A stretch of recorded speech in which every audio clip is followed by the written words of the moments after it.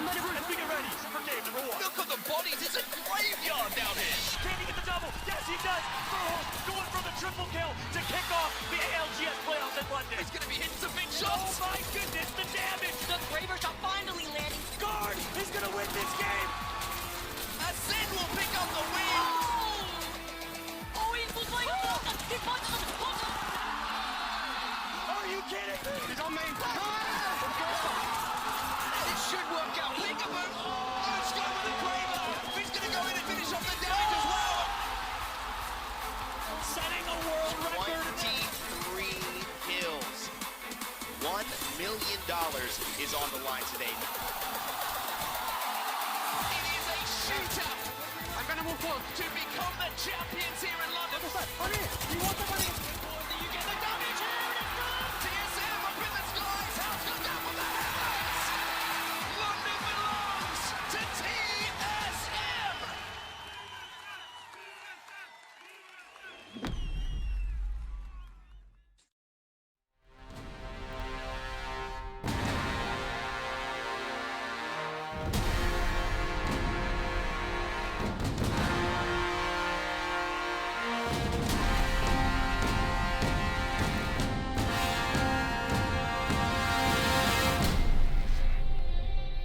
Over 600 teams battled it out this weekend in North America, and now we are down to our final 20. Welcome to the North American ALGS Challenger Circuit Finals. Tom here, and I am half of your casting duo to take you through the 6 games that we have in store for you today. Of course, when casting ALGS, it takes 2 to tango, so I am absolutely delighted to be joined by Church. It sure does, Tom. It's a pleasure to be here. Welcoming everybody. And we are buckling up and gearing towards a phenomenal set here tonight. Yeah, we've got an absolutely stacked lobby. 20 of the very best teams in North America outside of the Pro League. But what are they competing for? Let's go ahead and have a look at where the Challenger Circuit fits in to the overall ALGS format. So you can see here, we are in the online portion of ALGS Year 4, and our teams are battling it out for a spot in the Pro League qualifier, which is going to take place in April. But how do the games work? How are points awarded, and what are they playing for? There are 2 ways for our teams to earn a spot in the Pro League qualifier. They can either win one of the 4 Challenger Circuit events, or they can finish in the top 18 in the overall Challenger Circuit points, because no matter where they place today, they will be earning some of those valuable CC points towards their overall total standings. That means that teams can have a pop-off day and win the whole thing, or they can remain consistent across the 4 weeks, and they will also be rewarded. So let's jump in and have a quick look at how the matches are scored today. The ALGS veterans among you will be very familiar with this point system. Points are awarded for both placement and for eliminations. And don't forget, with 1 point per elimination, if you're taking out just 4 players, that is the same as coming in top 5. So expect to see a real variety of play styles today. And of course, it wouldn't be LGS without our usual map rotation. But which map are we starting on today? Well, that would be Storm Point. And then in the back half of today's games, we'll be heading over to World's Edge. But of course, you all want to know who is playing today. Let's go ahead and have a look at those 20 teams that slogged it out through a very, very long weekend of action. So many matches that you have to play to get to this stage. Church, which teams are jumping out to you right now? Now, we do have 9 teams here that are returning from the first set of Challenger Circuit. A couple of those that I think are incredibly special to mention would be Casual Gaming here in the number 1 slot, and then CCE, who was also previously known as SKT T2. So they were recently signed to CCE org. Yeah, exactly. And of course, we also have a groundbreaking achievement today. So Team Insomnia there, you can see them, number 17 on our team sheet, are the first all-female team to qualify for a Challenger Circuit Finals here in North America. And that is an absolutely unbelievable achievement and, of course, a fantastic moment for the scene. Now, being a women's comp enjoyer myself, it was an absolute pleasure to find out last night that they did qualify here. I had a moment to speak with their team manager, Nuggets, and she did inform me, of their roles here. Julie is their IGL, Selena's their fragger, and Envy, who some may know used to play for Yonoya in the women's comp scene, actually moved over to Team Insomnia just over a month ago. So all of these players are playing together freshly new. And the one thing that Nuggets did emphasize here that she believes is a very big part of their keys to success here is they actually have monthly mental health check-ins with their team manager, one-on-one sessions, and I think that just goes to show the amount of passion and determination that they do have here in this lobby. Yeah, absolutely. I want to call out my team to watch today, and that is going to be our number one team, Casual Gaming. Now, I think this team is absolutely just flying under the radar. I've seen stuff on social media today about teams to watch, and they just don't seem to be being mentioned at all. Now, they came fourth in our finals in the last challenge circuit. Of course, that was a different season, but like you mentioned, they're one of only 9 teams who made the last finals to make it back here again. And I think what sets Casual Gaming apart is actually the versatility that they have in their team. So across the lifetime of their team, before they signed to Casual Gaming, they were called the Crypt.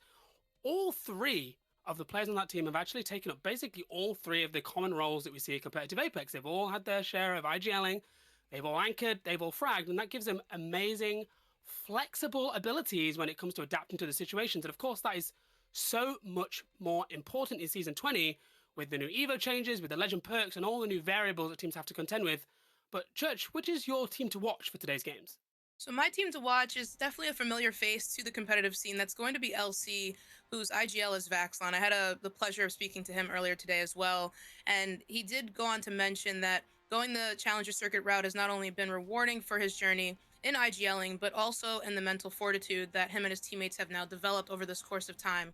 He specifically states that his teammates have absolutely surprised him in their adaptability, but also their confidence in their skill set. They are contested tonight on all 6 matches, so I'm looking forward to seeing them dominate pure passion. Yeah, look, seeing a player like Vaxlon in the Challenger circuit just shows just how strong North America is. There is so much strength and depth. Look at this lobby. You've got Onmu, obviously, who's joined up with the Tripods. That is a former ALGS 2021 championship winner. That is 3rd place in the Raleigh Championships in 2022. And now they're out here, competing in the Challenger circuit. North America is just so stacked. You can't even, ignore the fact that they also have Gent, who has the LAN experience. So Tripods is now elevated to a whole nother level where bringing in Onmu just changes the game. Yeah, exactly. And, it's crazy to think, right? We've got 20 amazing teams here, but let's have a quick look at the teams that didn't make it. Our winners from Challenger Circuit number 1, Pen 5, obviously were eliminated in the semifinals. Their place is, of course, booked in the Pro League qualifier, but still they would have wanted to make another final. And then, our second seed, FFS, which is, Rogue, Prodigy Aces, and Sleepy Panda, they went out in the quarterfinals. They still earned some CC points, of course, towards their total. But when the team that gets 2nd and 1st in our previous finals do not even make the finals, that shows just how much quality we're working with and how some of these teams that may be on the forefront of our minds might be about to really surprise us and, of course, the ALGS community. And I think it also leaves a big opening here for teams that are coming back, like Wendy's 4for4, Womp Womp, ICBM, No Limits, Bear Goat. Womp Womp specifically, I did get to touch base with Dom2 Cracked, and he emphasized the amount of passion and drive that they have, and the fact that they're new. Their team is brand new. They just got together during the last PSQ, and they're just very eager. So the opening that has left is definitely notable.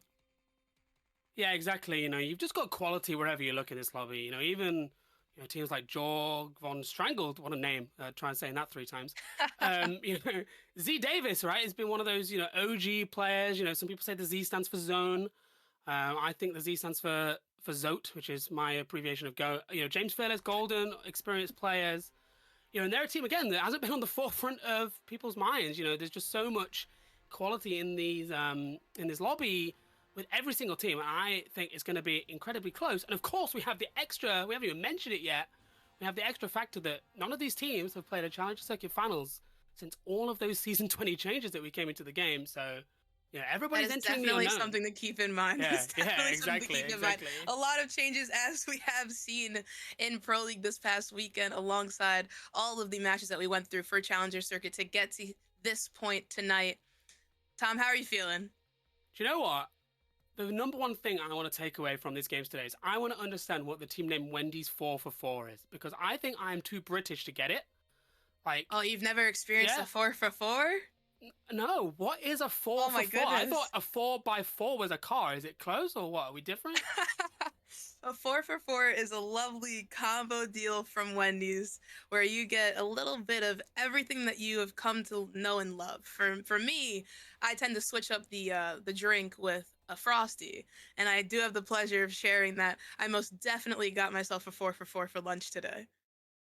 Wait, you can get food for Okay, I'm moving regions. That's Exactly, it. I'm moving regions. exactly. I'm moving regions. We have a Wendy's here in the UK and it's not that cheap. It is absolutely not that cheap. But now that I'm hungry, you know what I'm really hungry for, Church? Some What is that? awesome ALGS action. We are diving into our first game as we speak. Yes, bring it to me. This is going to be a phenomenal night for not only us, but also the audience here. Thank you guys for tuning in. Look at this beautiful sight. Tripods now over at... We've got no contest for them. Shotgun optics here. Calm and steady with a lifeline pick here. Lifeline, Bangalore, Bloodhound. What do you think of that combination? Yeah, I think Lifeline is in a really interesting spot, actually. Obviously, we saw teams, use her in the Pro League. Just pretty much a lot of success, right? We saw, obviously, August and Hungary won a lobby using Lifeline. Aurora won a lobby, using Lifeline. She's in a really interesting spot, but I guess we have to see, how does she play out across a higher sample size? And is Lifeline, going to work in this lobby? Pro League maybe, but are you going to get that respect, in a Challenger Circuit lobby, especially if the games go how they usually do, and games 5 and 6 get more than a little bit aggressive. And we do have some teams getting aggressive now over at Checkpoint and Posse Bros, noticing the Bloodhound scan and recognizing that there's a team inside. They are going to place some gas canisters around the XS with Senpai playing as their caustic here. January trying to get angles, but cannot quite capture that. But we do have now Womp Womp getting situated into what seems to be an attack on what they are calling home over at North Pad. Yeah, they seem to be locked here in an engagement with ICBM, of course, contesting. It's a huge risk. We're already round 1 starting to close. Teams are going to be starting to rotate, and that zone is going to start to come in and pressure these teams into fighting. But really interesting that they've got the rampart of drop here. They're not playing for a very quick wipe if they're using such a defensive legend. They are lucky, though, in the fact that they aren't too far from zone here, so they can bunker down for a little bit. They are going to have to move. That is MMK eliminated. We're now down to 19 squads. Still no true engagement here. They keep poking. They keep poking and trying to gain that entry knock, but they can't quite do it. However, a lot of damage here taken by Womp Womp. Trying to change up the angles is Winoa getting some great shots of the Havoc, but does not come up with the knock and almost goes down themselves. Yeah, going to be forced down to the low ground. They're going to have to reset. It really feels like Womp Womp are on the back foot here, but 960 damage will really help the situation. The balance here is incredible. I think it goes to show the amount of level we have utilizing that rampart wall, but it's not going to be enough here, Tom, and Womp Womp is going to be eliminated. That is a G7 coming in clutch for Satiability, and that is going to be ICBM coming up with the win in the contest early on at North Pad. Yeah, and looking at the map, they have so much space. Nobody seems to be third-partying them. They can now just take their time. They can loot up, and they can hopefully play their game out. It's a very, very successful contest, and the question is, is Womp Womp going to keep fighting that, or are they going to choose maybe to look for an alternative landing to try and put some points on the board in our remaining Stormpoint games? Now, if I do know Dom 2 cracked as well as I believe I do not foresee them giving up on that contest early on. Fair. I think they may just address the strategy a little bit. But the thing is, Dom, originated from arenas in that close quarters combat, adjusting angles, refocusing the drive, and I think they're going to hit the drawing board here, Tom. Yeah, that's very, very true. I think the mental battle that you go through when you choose to contest in finals is really interesting because, of course, you don't leave finals empty-handed, right? Even if you get 20th, you get 0 points, you're still walking away with a good amount of CC points. So sometimes it can be worth making that investment to maybe lock down your spot, or just show a team that you're not prepared to leave, so that maybe you get that POI uncontested in a future CC finals, or even, of course, the Pro League qualifiers that all of these teams are really pushing to qualify for. Now, Bear Goat recognizing the zone, making a good judgment call here, moving their own way into Barometer, as we can see. A lot of teams starting to make their way over, but we do have Low Slicks on the edge here. And we also have Casual Gaming taking the edge just outside of Cenote at the nut. Yeah, Casual Gaming, they operate, two very, very different playstyles across the two maps. On Will's Edge, we're going to see them rotate super fast. They're going to get into spots. They're going to really try and lock down. But at least in the previous rounds, they were playing more of an edge style on Stormpoint, and they were really flexing between the two styles and trying to rack up more kills. And I think this is an interesting position for them to take. Obviously, they have the Horizon, one of the few teams still running Horizon in LGS. Obviously, a legend I think Vera feels very, very comfortable on. But they're going to take like a powerful edge position and then fight their way in. Because, of course, with that Caustic ultimate, especially if you pick the perk that increases the size of the Nox Gas Grenade ultimate, you really can just siege any position that you want to take later in the game. It's very powerful, and it's absolutely crucial to make sure that you have that on your legend when it comes down to it. Coming up short without that Nox Gas in a close fight could definitely be what makes the judgment call there, whether or not you're coming out with your hands empty or if you're coming out successful. Yeah, I'll be honest with you. I think that is a crazy perk for Caustic to get in their first branch, just when you get. Oh, it's absolutely unbelievable. On a blue armor is so powerful. I would love to see a survey of anybody that hasn't picked that when they're playing Caustic. Like, who's not picking that one? I mean, there's a reason why he's one of my favorite legends in this new upgrade change for Season 20. It's just, Caustic is inevitable. That's the way I like to put it, right? Yeah. If there's a Caustic in that end zone, it is inevitable that Caustic is going to come up successful. Ooh, now, if there's another Caustic, chills. You never know what could happen. We need that voice line now of Caustic saying to Thanos, "I am inevitable." That would bang. Incredible. Honestly, that's what would get me grinding the Battle Pass respawn. Come on, lock it in. I will grind for that voice line. I will do all of the weird open 9 care packages, challenges that you want me to do to get my stars for that. That is a voice line and a half. Let's make it happen. So we do have ICBM getting pretty close to Wendy's 4 for 4 there. And both teams have to make a rotation to zone here, Tom. Which route do you think they're going to wind up going through? Because if they go through the choke that nears Cascade Falls, they're also going to run into a situation where they may get pinched by board.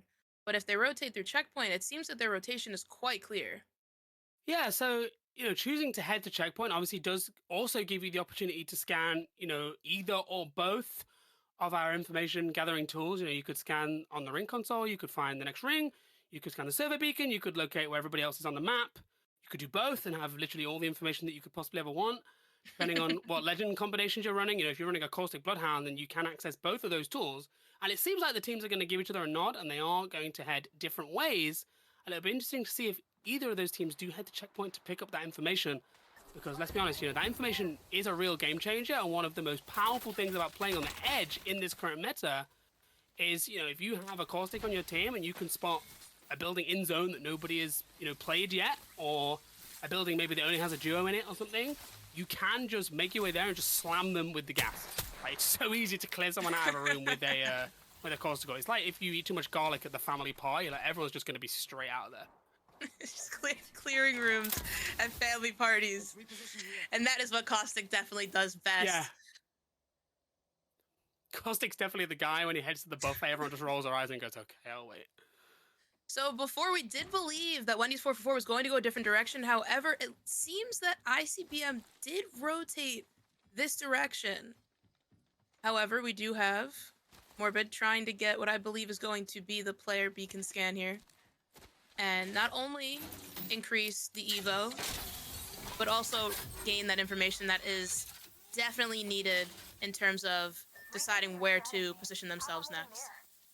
Yeah, of course, Wendy's 4 for 4 now very, very comfortably on Purple Evo Shield. And I think something that is really interesting now in this new season, this new era almost of Apex Legends, is actually, I think that what an armor has completely changed. So, previously having a blue was like, oh my god, I'm completely naked. I'm literally one shot to everything. This is really dangerous. But now, seeing people running around on reds before the final game, bar maybe the odd player who's picked up an Evo Cash, is incredibly rare. So purple is powerful, but it's even more powerful than perhaps you would sort of think it is, because I think the equation of armor power has completely changed with that Season 20 update. Without a doubt. I mean, you see the teams here, they clearly have positioned themselves in a way to either increase their evos via the harvesters that drop after the first round, or they're hitting specific player abilities, beacon scans as we saw prior, or even assault bins. There's numerous ways to go about increasing your evo shield throughout your rotation as long as it's planned accordingly. And I think a lot of the teams this evening have done a great job of doing so with the amount of purples that we are seeing in the area. Now this is January taking some amazing shots at Satiability with the R301. Trying to come up, they do get the knock. They're gonna get the full here as well. Looking for the rest of the team. This is January as the kill leader now with 3 kills. And Tom, looks like they were able to, come away clean. A little isolated here on the edge. Yeah, really, really nice engagement and great discipline there to, just accept, you're going to get the full and you need to get out of zone as quickly as possible. You need to maybe just continue to focus on your own placement. Obviously, in particular, Senpai, really, really experienced player, been around the Pro League scene before. And I think that is what makes a really good edge team, is not just your ability to, of course, get kills, hunt things down, have that kill switch, find that aggression that is so important, but it's also knowing when to give it up, There's so many times that you see, especially in earlier rounds of the CC, that teams almost die for kills. And yeah, okay, it might be the points you need, but if you're playing for the win, rather than playing for a top 10, that discipline and picking up the kills and making it later into the game, you have to do both. You cannot get away with only doing one if you're looking for a top 5 finish minimum in this lobby, and that is a really, really good sign there that they're showing that discipline and that decision making to know when to stop, which I think is much harder than knowing when to push. Ney Zuko taking some great shots with the triple take, coming up with a clean 50 plus damage there. We do now have tripods pushing up what I believe would still be Casual Gaming in the nut. However, they are trying to situate themselves at the bridge, just on the cusp of the edge of this zone, with just under 25 seconds. Yeah, and we've got Z Davis and co also lurking around in the area. So, of course, any fight here, is in danger of getting thirded. So many teams, stacking up now on this side of the zone. But the tripods, they do have that trident, which will allow them maybe to hit a sneaky rotate. But, of course, you can very easily be beamed in one of those things. I think anybody who's played Apex has had at least one terrible, nightmare-inducing trident accident. So it'll be interesting to see. Yeah, it looks like the tripods are going to make the smart decision to leave that parked and continue on foot, but they've even got teams just flying in from all directions above them. Yes, tripods does get situated here in one of the little nooks and crannies, if you may, over at Barometer, making themselves at home in the little elevator location. But in the sky, we do have Joe Max, Scone, and Vesper now trying to fly in alongside what is ICBM, now landing on what I believe is to be LC. And Tom, it looks like things are going to get a little sticky here. Yeah, we've got a lot of people fighting over the same building, and of course, that is the danger of flying in late, is that you can fly into a situation and just run out of options, and LC seem to be on the back foot here in this early engagement. Now, LC definitely got caught off guard there, as OSIF does go down, and it seems as if their eyes were taken somewhere else. And that's going to be LC being eliminated by Impossible Bros here, over at the edge of Barometer with a simple cleanup. And simply due to the amount of teams that have situated themselves in Barometer this early on. And that was the exact thing we were teams. talking about, wasn't it? Yeah, we just saw exactly what we talked about with Caustic, where you land, you say, yeah, okay, this building's mine now, Caustic gas down, and it's, leave or die, right? And LC had nowhere to go, so they had no other option but to stand and fight. And it's really hard to stand your ground against a Caustic when that space can be denied so easily. Now the women of Insomnia fighting, giving it their all against 1337. We do have Slept going down. It's now going to be a 3v2. ICBM is eliminated in this sequence as well. 16 squads left. Sober now trying to get a bat off as Blinkers does the same. They're going to go into this 2v3 scenario with Purple Shield. Still have a knockdown to play. However, remember that there are multiple teams on the horizon looking over this scenario. But Swept is going to get picked up And it seems that the ladies of Insomnia have removed themselves from the situation, have, again, as you said, been diligent on their choice and decision making, and have moved closer into zone. Yeah, it looks like they've maybe taken the other side of the bridge and they're just biding their time and not, taking that fight so exposed in the open. You're just going to get poked and prodded at. And like you said, really, really good decision making. Lots of discipline. We've got so many teams still alive right now, Church. Everybody is so locked in. With all these call sticks, everybody's playing for the end game. Only 16 teams. With Zone 4 closing. This is, okay, 14 now. How dare I open my mouth. And just like that, look what you did, Tom. Look what you did. Sorry, That's I going just to be no eliminated them all. limits. Clearing out one of those squads there. But as Tom did mention, it is getting incredibly congested here at Barometer. As you can see, there's pits and valleys. You have multiple angles to play, but Tripods, they have situated themselves in a position to oversee it all. But they will have to make a move to figure out where they need to play next. With the bow check, does Gent get an entry knock? Does he allow them the time and space to move? They do have Bangalore to give some coverage for a rotation. Now recognizing a team across the way, getting a solid crack with double 70 damage output. They now move up to the cannon. I just want to shout out Gent's denim clan tag. That might be the most American thing I've ever seen. I actually love that so much. My British brain is appreciating it. It looks like the Tripods, they're going to have to pick up these kills here because they're quickly running out of options for places to play. They cannot let this team live next to them. He's going absolutely nuclear with the RE45 and the Hemlock combo, taking out no limits. But remember, they did also have the entry knock to start that fight with a nade from the heavens above. Insomnia now also eliminated in that sequence. We are down to 11 squads, and it is now getting absolutely hectic here on the edge surface of Barometer. The zone is starting to close in. The pressure is sinking in. 1337 flying in for the kill with the G7, trying to get it done, but they get the bat off behind the knockdown shield. Sober trying their best to position themselves where when they finish this fight they can continue to move on, but this knockdown shield is putting in overtime, but it's not going to pay off. They're not going to get that check quite yet. Board eliminated. Top 10, here we are. Los Licks now eliminated 2. We are down to 9. And who is completely escaping everybody's attention right now? Casual Gaming are at the top of the zone. They're at the very north. They have got a horrible rotate to try and make across this open space, but they have the benefit of having no one around them whatsoever. Their destiny is in their hands, and they are completely pressureless from their backs. They're pressureless from their sides, and they have. I was rewatching Andor actually, and they've got one way out. They've got one way out right now, and that is to sprint forward for the zone. But I have to say, if I was calling it, I think Tripods have secured themselves an excellent spot by winning that fight earlier.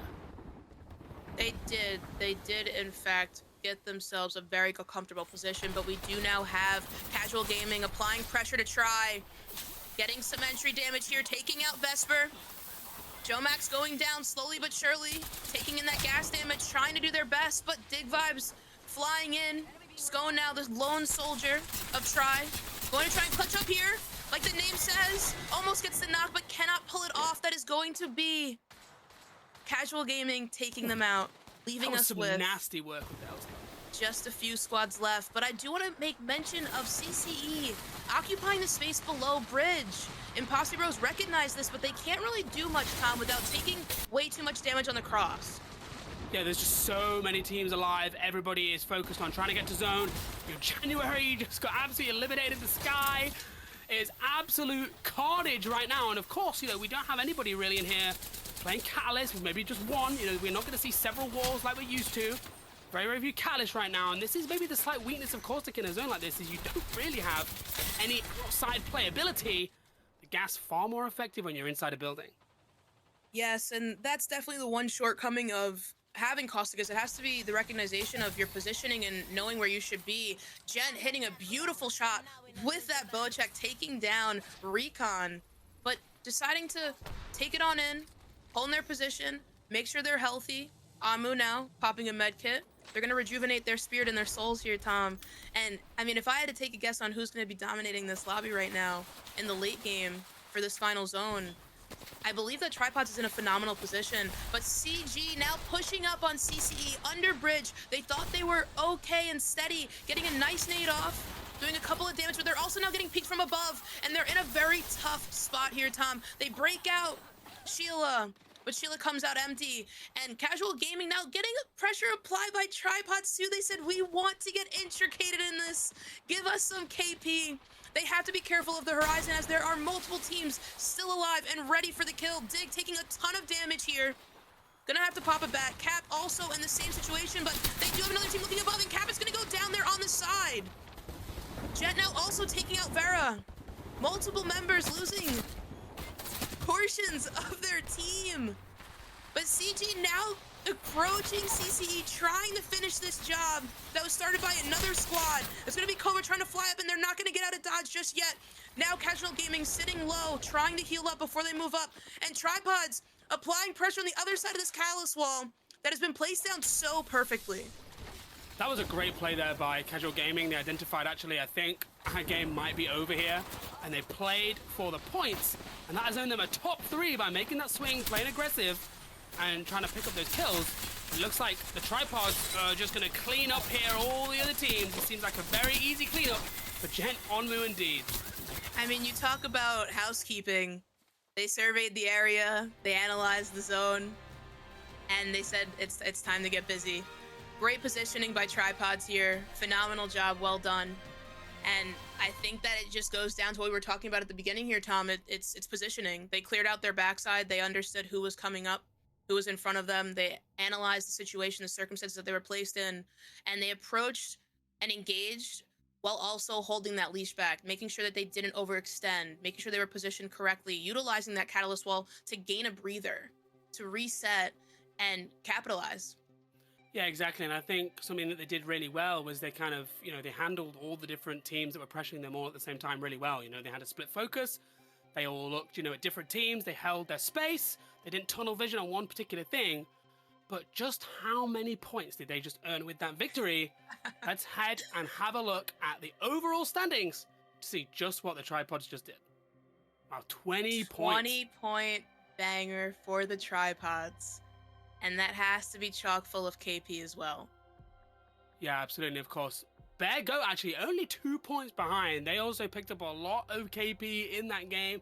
The Imposter Bros, Casual Gaming also both putting double-digit scores down in their opening game. Church, what do you make of the standings as they are?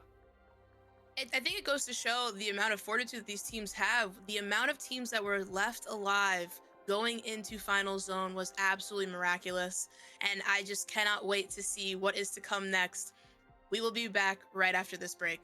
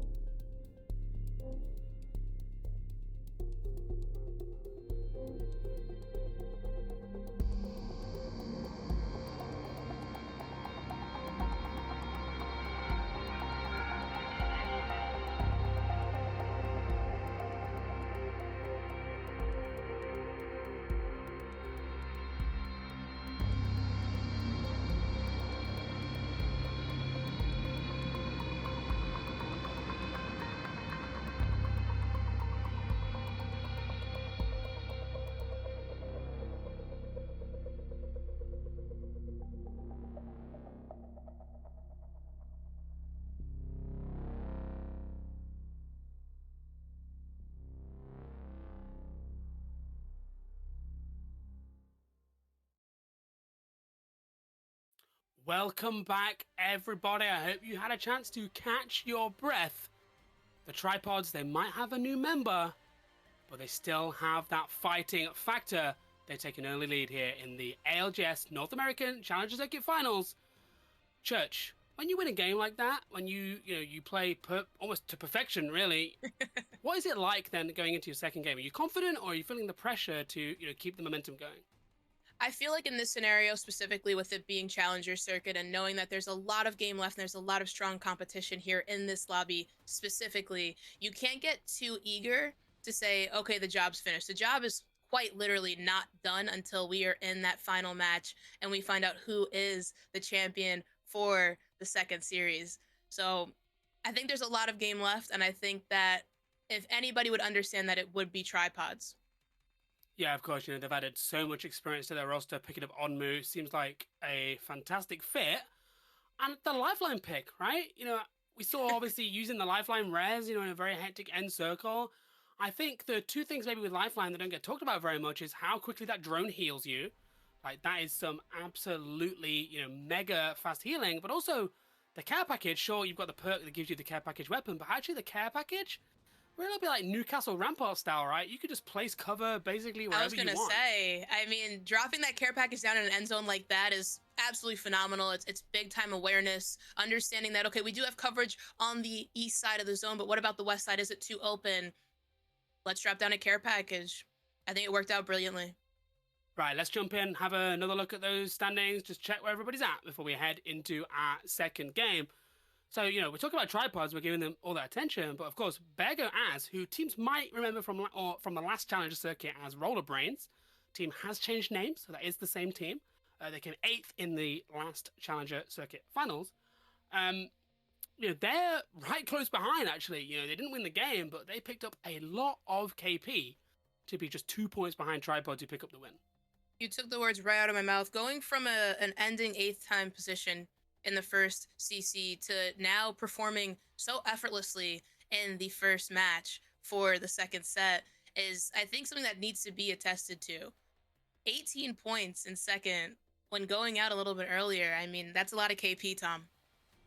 Yeah, exactly. Imposter Bros, Casual Gaming, also both, really hanging in there. Casual Gaming, I think, for them, is they don't tend to have, like, major banger games. They have got it up their sleeve, of course, but it's more like the slow and steady, consistent points. And I think for them, they'll be, decently happy with that total, 11 points. If they can keep that going, they can get, 10 plus in every game that they play. They're definitely going to be up there and thereabouts when it comes to the overall standings after this tournament. Now, it looks like we are just about getting ready to character select, drop into Storm Point. I'm wondering, Church, do you think anybody has seen the Tripods win with Lifeline and thought, hang on a minute, we need a little bit of that drone action ourselves? I feel like that's definitely a tough situation, changing up composition this late in the game after going through a full weekend of competition and, feeling it out, having success, getting to this point here. I think that changing your tactics based off of one team's success off of one match would be definitely controversial. However, Yeah, it is working for Tripods very well. yeah, you never know. In the North American Challenger Circuit, I think one thing I've learned is anything is possible at any moment. Just looking then at the kills for those teams in the last game, while we fly back into Storm Point, loving the anniversary celebration balloons. By the way, I really would like one for my house, just to I would love to have sit one. behind me or something. Yeah, of course. Right behind us on the caster stuff. Come on now. And then I could maybe, if something really exciting is happening, I could just take a huff of helium and squeak my way through the Kaz. But yeah, Bergo had 9 kills, Tripods had 8, but the Imposter Bros actually had the most kills that lobby with 12 kills. It's a lot of kills, Tom. A lot of kills, and they did start off with that early jump towards LC, taking them out early on in the barometer end zone. But we are now back at North Pad. ICBM up against Womp Womp. And as I did mention, Dom2Crack not one to run away from a fist fight. Situating his team, taking control of the building across the way, allowing ICBM to have a little bit more time than I would expect to check out the fingers there. Yeah, I mean, the Storm Point is crazy because you've got literally the Tripods are only just touching ground in Cenote Cave, and we've already got this contest, well underway. Damage has been exchanged, but ICBM, they're pushed back, right? And they have to really now try and overcome this height, which can be very, very difficult. But they have the horizon, of course, so they can take to the heavens, but they will take damage for doing so. And I believe they take a ton of damage here, getting also a knock, but that's actually going to be Jalon taking out Wide Future here. And it's now going to be a 3-2 scenario for ICBM. They get the full kill on Jay. Swinging now wide. Another knock here on Wino. And Jay is coming in for the kill, trying to take out Dom2 Cracked on the chase, but Dom now zips up to the top roof. I think that Horizon Q there made all the difference. And now flying in, the Bangalore trying to stay healthy, but the teammates on the other side of the door, and it's just not going to come up for Womp Womp here. They now go 0-2 against ICBM at North Pad. Wow, that was an incredibly clean wipe. That Horizon gravity lift onto the height was absolutely immaculate. They literally stole Womp Womp's rampart wall from them and used it against them. The teammates zipped straight up to try and help their solo man on the height, but actually they were then faced by their own rampart wall. That was great play by ICBM, and of course, as we can see on the map here, no one thirded them, no one taking a look. And the second game is always dangerous because maybe the first game people don't realize that you are contesting, but everybody was well aware of that. And as we're looking at the zone, what a fantastic zone for the likes of Casual Gaming and the Imposter Bros, who do not have far to rotate in this second game. This is definitely going to be an exhilarating end zone, Tom. Whether it become a fight in the forest or it draws out to the waters, there's going to be a lot of activity this time around. And I do not believe we're going to be sitting with 18 squads getting into that end zone with the way that these rotations are going to work. We have a ton of teams with quite some room to go. Yeah, exactly. Casual Gaming here looking like they're engaging in a early engagement. Worried he wasn't very healthy there, but obviously the med kit come through. He's back on his feet. He's going to pop the shield battery as well. And Casual Gaming look like they want to hold this spot, but they're going to have to fight for it if they want to lock it down. Now, CG did get an early entry knock, so it is already a 2v3. They do get another knock here, and I believe this is going to be it for the team MMK here as Casual Gaming asserts dominance just on the outskirts of Mills, situating themselves in a phenomenal position in this early end zone location. That is going to be ICBM right around the corner, however, or the Imposter Bros, rather. Moving up, as I believe, Tom, they heard the engagement, and they're very eager to continue on their rampage that was the last match. Yeah, exactly. I think it's actually, that is maybe the power of Caustic that people don't always consider. Is, for Casual Gaming, they have to take that fight. Obviously, they want to lock down that spot. Okay, yeah, Caustic's great for clearing the building out, right? We said that before already today. But actually, also what Caustic does is it makes thirding you just more annoying, right? Because doors could be blocked. Only the Caustic is going to be immune if you have one to the gas damage. Pushing straight through, you're pushing into gas, which can slow you down. It can damage you. So actually, maybe Casual Gaming, by running that Caustic, don't just have the fight easier in an enclosed building, but also are much less likely to be thirded. And as a result, they now have one of the premium spots in this zone. Couldn't agree more. And I just want to point out the way that CCE tried to get an early kill there. However, the team outside actually utilized the Evo Harvester as coverage from the Sheila Hellfire that was coming down. But we do now have Imposter Bros outside of what they have decided to claim as their building, looking to get engaged, but taking a heap full of damage here, and they're going to have to reset. It seems that teams are just kind of poking, getting an idea of the lay of the land, seeing who's moved up. And I'm curious to see if CCE decides to move out from that tunnel early on to try to see more of the circumstance in front of them. But they seem pretty cozy. And January is looking very eager for a kill here with that 30-30. Yeah, it looked like Casual Gaming actually tried to leave the building there for a second and maybe rotate to a different position. Maybe they've decided that they hadn't read the zone quite right or something. But obviously, there's just no way that you're making it past the Imposter Bros on that rotate. And someone else who isn't making it is Wendy's 4 for 4. They might be representing a fantastic bargain deal here, but they might have bitten off more they can chew with this engagement. Now, Morbid does go down here, unfortunately, by what is Jalon again going on a tear with the 301. It's going to be down now to Enoch and Aprizi. to recover that banner and move forward, more than likely retreat to wall. Z Davis and Von Strangled, trying to strangle my vocal cords with this name, are moving about in no man's land, assessing the situation in this scenario, trying to move down the bunkers, avoid this fight, or will they take it? You've killed me off with that one. You've killed me. I was just thinking, doesn't like Jorg Von Strangle just sound like the default name that you get when you like load into The Sims or something? Like, you know, you've just got your NPC there with an outfit that doesn't quite match, and your Sims default name is Jorg Von Strangle. The Von Strangle family. I can't lie. Yeah. It takes me about 2 seconds to just register the name and. Oh, look at that soap pool. Wait, we're too busy. Too busy thinking about Jorg Von Strangle. But all these teams that were fighting on the very north of the zone. They're actually in the right place. The zone could well be completely pulling out of checkpoint.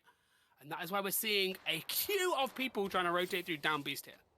Now, LC did start over at Mills, so they were in a great position with all the teams rotating out and towards checkpoint.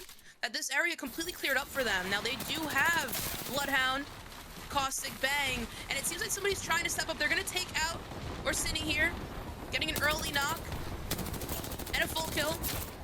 And the other teammate's now going to try and run away. They do have blues. Also getting great damage. Vaxlon taking out Rensolations with the Havoc. Now getting a ton of damage as well done with said Havoc. As another team tries to Valk ult over. And this Valk ult is not safe, Tom, as they are landing dead out in the open. And I cannot imagine that LC is going to allow them to rotate for free here as they start poking shots. And that's going to be Choose Potato going down. They're going to try to get the reset here. She's trying to get up as they're Caustic. They'll probably pop a canister and situate themselves in this corner, but I don't think it's going to last for long as there are multiple teams looking at different angles. And it seems like they're going to have to pick a fight. Going to move into the bunker here, utilizing Beast of the Hunt. Jimothy taking a ton of damage. That's now Jomax, Vesper. Looking at them. Crossfire taking out Cheese Potatoes again. That's going to be Stunny. Taking them out with the Hemlock. Osip taking out Jimothy with the R301. Getting the full kill on Jimothy. LC now taking out Gape and securing 2 kills on the board, sitting healthy at a 5-banger. Yeah, I mean, that is just the danger, right, of the evac tower or the Valkyrie Skyward Dive, that sometimes you fly into a spot and there is literally nowhere to go. And with Caustic, you've got no real way to stabilize in the open, right? You have to get to a spot. You have to get settled in a building. If you land in the open, it is just Jova, and Gape absolutely just experienced what happens if you just slightly misinterpret your route into zone. I think definitely the right play. They're trying to get a premium spot, which if you can get there with Caustic, you're onto a winner. But they just had no options available to them, and unfortunately it hasn't paid off. Tom, I loved your analysis there, but Jover just really, we're having too much fun here. I mean, it's 2:42 a.m. If I can't throw a Jover in there at least once, I don't know why I'm here. ICBM now hanging out in the bunkers with a steady 4 kills, with Jalone being the kill leader here. As we've seen, they've shown quite dominant stature and aggression in a multitude of scenarios here. Close to North Pat, but they are going to have to start moving. Over at Mills, we have Rensolations getting revived by their team. And they're going to have to start making some moves here away from Mills. But they're going to craft up first, with 17 squads left going into round 2 closing. Yeah, I'm looking at the map, and there is so many teams. Of course, PXG actually getting some premium information here, because they are able now to see exactly where the zone is pulling, and they are also going to try and evac play, and we'll have to see if they pull it off. But in the meanwhile, it looks like Wendy's 4-for-4 are getting eviscerated once more. Aprizi trying to get out of dodge here. Low Slicks losing 1.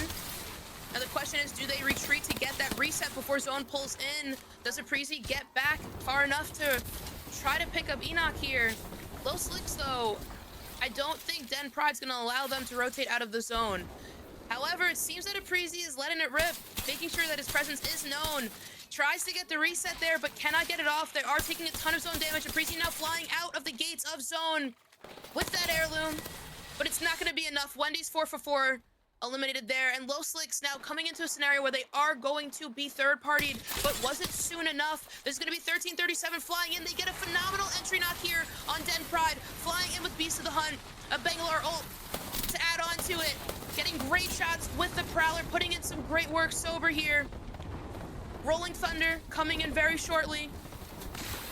And it seems like they're going to have to slow the pace down here. PXG eliminated over at Mills in this same sequence. They're now going to farm the spiders, increase their evos, and reap the rewards of what was Wendy's 4 for 4.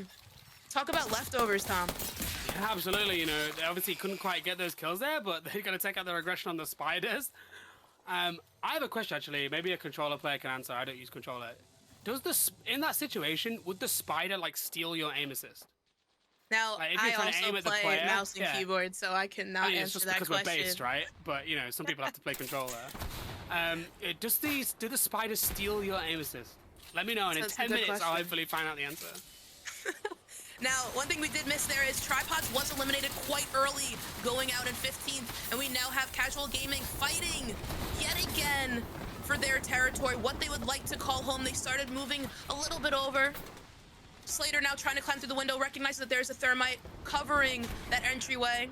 They're gonna have to find another way in, and they do exactly that, but it might be a little too late, but they're gonna get phenomenal shots to the windows. Slater going crazy with the Havoc, no turbocharger, just pure pre-aim. Trying to take out this barrel, give another entry route, but remember there are other teams on the horizon looking over, and we now have more commotion. Not quite literally in the ocean because we are on land this time around, and it's gonna be CC, Slater, Beers, Sober, moving on up, Insomnia going down, 13 squads left, the rays in the heavens above, a Bangalore ult coming in, blinding everybody's sight. Do they grab the Evo Harvester, or do they look for the fight? And they slide in with the Prowler, doing incredible damage. They do go down, however, it's going to be up to Beers now with the Prowler as well, and they do exactly that. Taking out ICBM, but it's going to be a third party coming in very quickly, and that's going to be 1337 being taken out now by CCE, who has been playing so patient and cautious, executing kills when it is needed, Tom. Wow, CCE there absolutely just benefited from being the very, very last team into zone. And we can see Jorg von strangled there in a little bit of a chokehold, getting pushed by several teams. Z Davis is going to go down, but can James Fearless and Golden turn this right around? Golden and James Fearless now. James Fearless rocking Bloodhound. Does not have a scan, has 5 seconds till scan, but is going to get pushed up now. Where is Golden?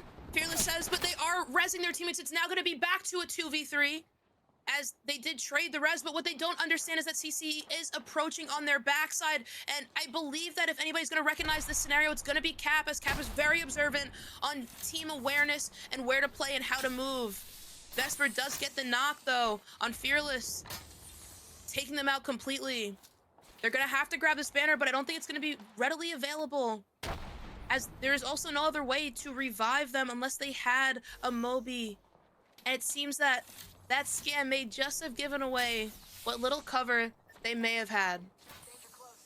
Yeah, I think Jorg von strangled there. I don't know, I'm going to keep saying that name because I love it. I think they've done a really good job there to pull that situation back, to stabilize, to secure their position, but they've still got a lot of work to do fighting through these trenches. They are literally in the trenches right now, and they have got a very, very difficult rotate into zone. They're still alive, and they're still able to rack up some of those all-important placement points that might help just push them up a place or two at the end of the day. Every point so crucial here in this all-important finals. Board here, getting scans on teams that are trying to rotate on their backside.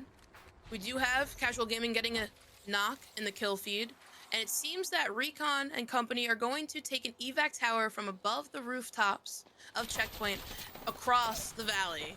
And hopefully they land safely, but this is going to be Board getting a ton of knocks, trying to finish this off, and they do. They take off Low Slicks there on the rotation through the choke that is Checkpoint. They now understand that they have their backside clear. They did recognize the evac tower, and that's why they took on that fight. But we still have so much commotion going on over here on the other side of the mountain. Playing the high ground, taking the low ground. Casual Gaming eliminated, No Limits eliminated, 7 squads left. Anita Maxwin looking to capitalize on some kills, but then they just don't know. There's another team trying to get intricated, invited to the party. And unfortunately, unfortunately, Slot is gonna go down. It's gonna be up to Ina and Fiddle Dude to clutch this up. But Ina does get the knock on Recon with the wingman, allowing them some time. The Bangalore ult now does come out for Fiddle. Slot trying to get that bat off. They do have a Valk. Do they have a Valk ultimate? Is it worth it? I do not believe so. Bear Goats now underneath, losing one, but pushing up with pressure above. It's gonna be Flakes taking out Slot again as they tried to reset. They're just not gonna get it. Now trying to play the knockdown shield as another Bangalore ult comes down. It's gonna be Try waiting for the crucial third party. CC also involved. Beautiful shots, but it's not gonna be enough. Not Pain taking out Ina. It's gonna be up to Fiddle Dude here with the Nemesis. Now trying to regain composure as Bear Goats is eliminated. They're gonna take this opportunity to get a reset on their squad, but what they don't recognize is that Try has been waiting and eagerly patient for this opportunity, and they're gonna take it. All the none. Great shots to the Prowler, and Anita Maxwell put up a valiant fight, but they're not gonna come up clean. But remember, Tom, CCE is also on the horizon. They've been waiting as well. They've been patient. But they're gonna take their time. He has built his fort. He is playing Fortnite right now, not Apex Legends. He's established himself a base of operations right there. Actually, I think his teammate is like spread out. Cap 3 is just like not with him. They are in a different zip code right now to each other. Really holding that space, but I tell you who is just sitting and watching all this chaos unfold. It is LC at the opposite side of the zone. As we see Board absolutely deathball inside this and pick up some KP on Try. Board now having to fight off the third party. Very weak. AO not able to get an armor swap, but they do clutch it up, and that's going to be Von Strangled eliminated. They get a big Bloodhound scan off. They're going to have some time to breathe. Trap Stacks now pushing up a little bit, getting some walls situated. This is going to be LC on the outskirts here, capitalizing on all the space and more. In our last three squads, Vax on applying pressure, trying to take out that Rampart shield, not allowing CCE time to breathe as they have to heal. Vax on steady with the Havoc, takes out one. More than likely gives his teammates information. He does have the EVA 8, and that will allow him to apply more pressure, but he's going to retreat here, allow these two teams to develop. And Tom, I mean, the outskirts of this bunker is all or nothing. I think this is going to be a win here for LC on the outskirts. Yeah, LC are just playing this absolutely fantastically. You know, some teams might go slightly in their skin or in their shells when, you know, you're presented with a situation like this, especially in a high-pressure situation, but this team's so experienced, they're just taking as much space as possible. They're applying pressure. You know, okay, this might be considered a free win, right? But they are absolutely still working for it. They're not going to let the victory come to them. They're getting on their engagement, using that Bloodhound scan to take in as much information as possible. And they aren't just going to wait for those two teams to leave the bunker. They are going to gas one off, barrel the other, and just go absolutely crazy. But Stunny has to be careful not to get caught out there, because they are swinging a Sheila. Big swing here for Stunny on the right-hand side, but his teammates also have his back, but they are going to lose Stunny now. It's now going to be a 2v2 scenario here, and it's going to be up to Alsiv and Vax to clutch this up. It's now a 2v2 certified. Board versus LC. Great shots out from the car. AO trying to get a big scan. They do. It's now a 2v1, and unfortunately, LC does lose this. It's going to be Board taking it all, holding down the bunker, holding down the fort quite literally, fighting off the Nox gas, fighting off what was the plan, the strategy from across the shore to take the spot, but Board holds it down, lets them fight it out, and says, hey, did you miss me? Wow, it's like LC kind of snatched defeat from the jaws of victory there. Like, they were in such a good position and they were playing it, you know, perfectly to pressure, to claim as much space as possible. But it's like they just overheated slightly, right? I think they just went one step too far. You didn't need to swing, you know, across both teams there for a second. You could have just pinched them into a small spot, waited for them to have to leave that bunker, maybe get that caustic ult down, get Bangalore Rolling Thunders down. And they just went a little bit too hot and they paid the price. Stunny definitely, I think, got a little eager there. They got the information that they got the knock-through zone from deep. And, you know, in that scenario, you are going to push up. However, I think after dropping that Nox gas in the bunker, they need to revert their attention to positioning. And I think the wide swing from Stunny did leave them very exposed to not only CCE, but also Board underneath. And that is where their shortcomings began. An amazing end zone, though, Tom. Yeah, exactly right. Now we know what we're all looking for. Let's jump to those overall standings. Let's see how our second game of the day has shaken up the leaderboard and board. Wow, well, they deserve that. That was a fantastic game. You know, they will be absolutely over the moon that they managed to win that, and they open up a pretty decent lead at the top of our leaderboard, Church. That is absolutely brilliant. I do want to bring attention to Epoxy Bros, who did continue to hold their stance there, keeping a good placement. But board, talk about clutch. I mean, the scenario that they were up against there, trying to not only fight off CC from poking from above, but recognize that they had the time to reset when they did have that knock from zone damage on top of Stunny. They had enough time to completely stabilize and have a 3-stack for that end zone fight. Yeah, exactly. You know, board, they managed to pick up 14 kills in that game. Absolutely. They had 0 points right from the first game. So that is huge. That is getting them right up there. And I think what is really, really impressive is for, you know, LC actually as well to really bounce back. That was a fantastic, you know, game for them. Even though they didn't quite pull out the win, that was a lot of points. Yeah, really, really good showing. And they are now in a decent position if they can keep putting points on the board to make a run for first place.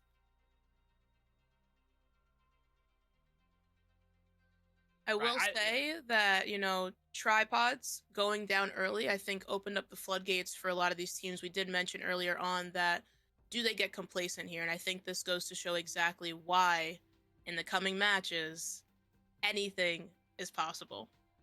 With that being said, we will be back right after this break.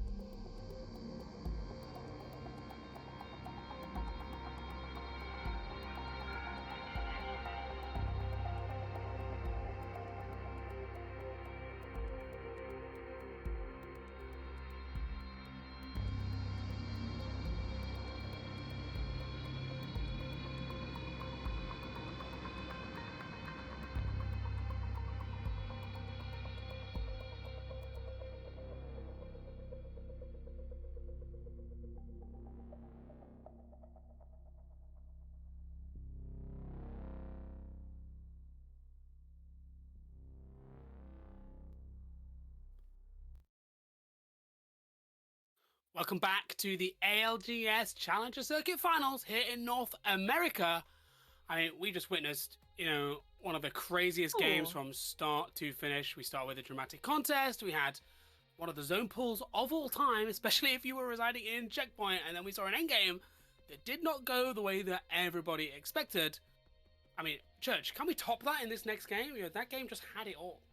I don't know, because these end zones are just absolutely fantastic. You talk about engaging, you talk about depth and perception. Some teams were absolutely bamboozled, if you may, on where they thought zone was going to pull. And I know that I can say confidently that I absolutely was, Tom. Yeah, exactly. Now, I just want to correct something I said before we hopped to our short break. I did say that Board had 0 points from their first game. They actually had 2. So they picked up 25 points individually there in that second game, which still absolute juicer, has launched them right up the standings. And I think, it'd be interesting now to see, particularly with LC, obviously one of our most experienced teams, that might be a little bit, of a bit of fire in their belly there, right? Because they definitely will be feeling a bit disappointed. They're experienced enough to know that they probably should have won that game, if we're being completely honest. So we'll see as we prepare now to head into character select for our game 2, if we see an immediate reaction from LC in our third game of the day.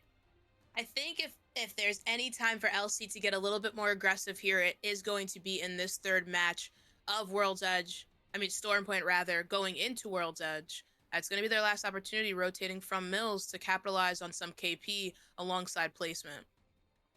Yeah, exactly. They have the ability here to take fight after fight if they wish, and maybe they knew that a bit too much, right? Maybe they just got a little bit too overconfident, a little bit too aggressive at the end.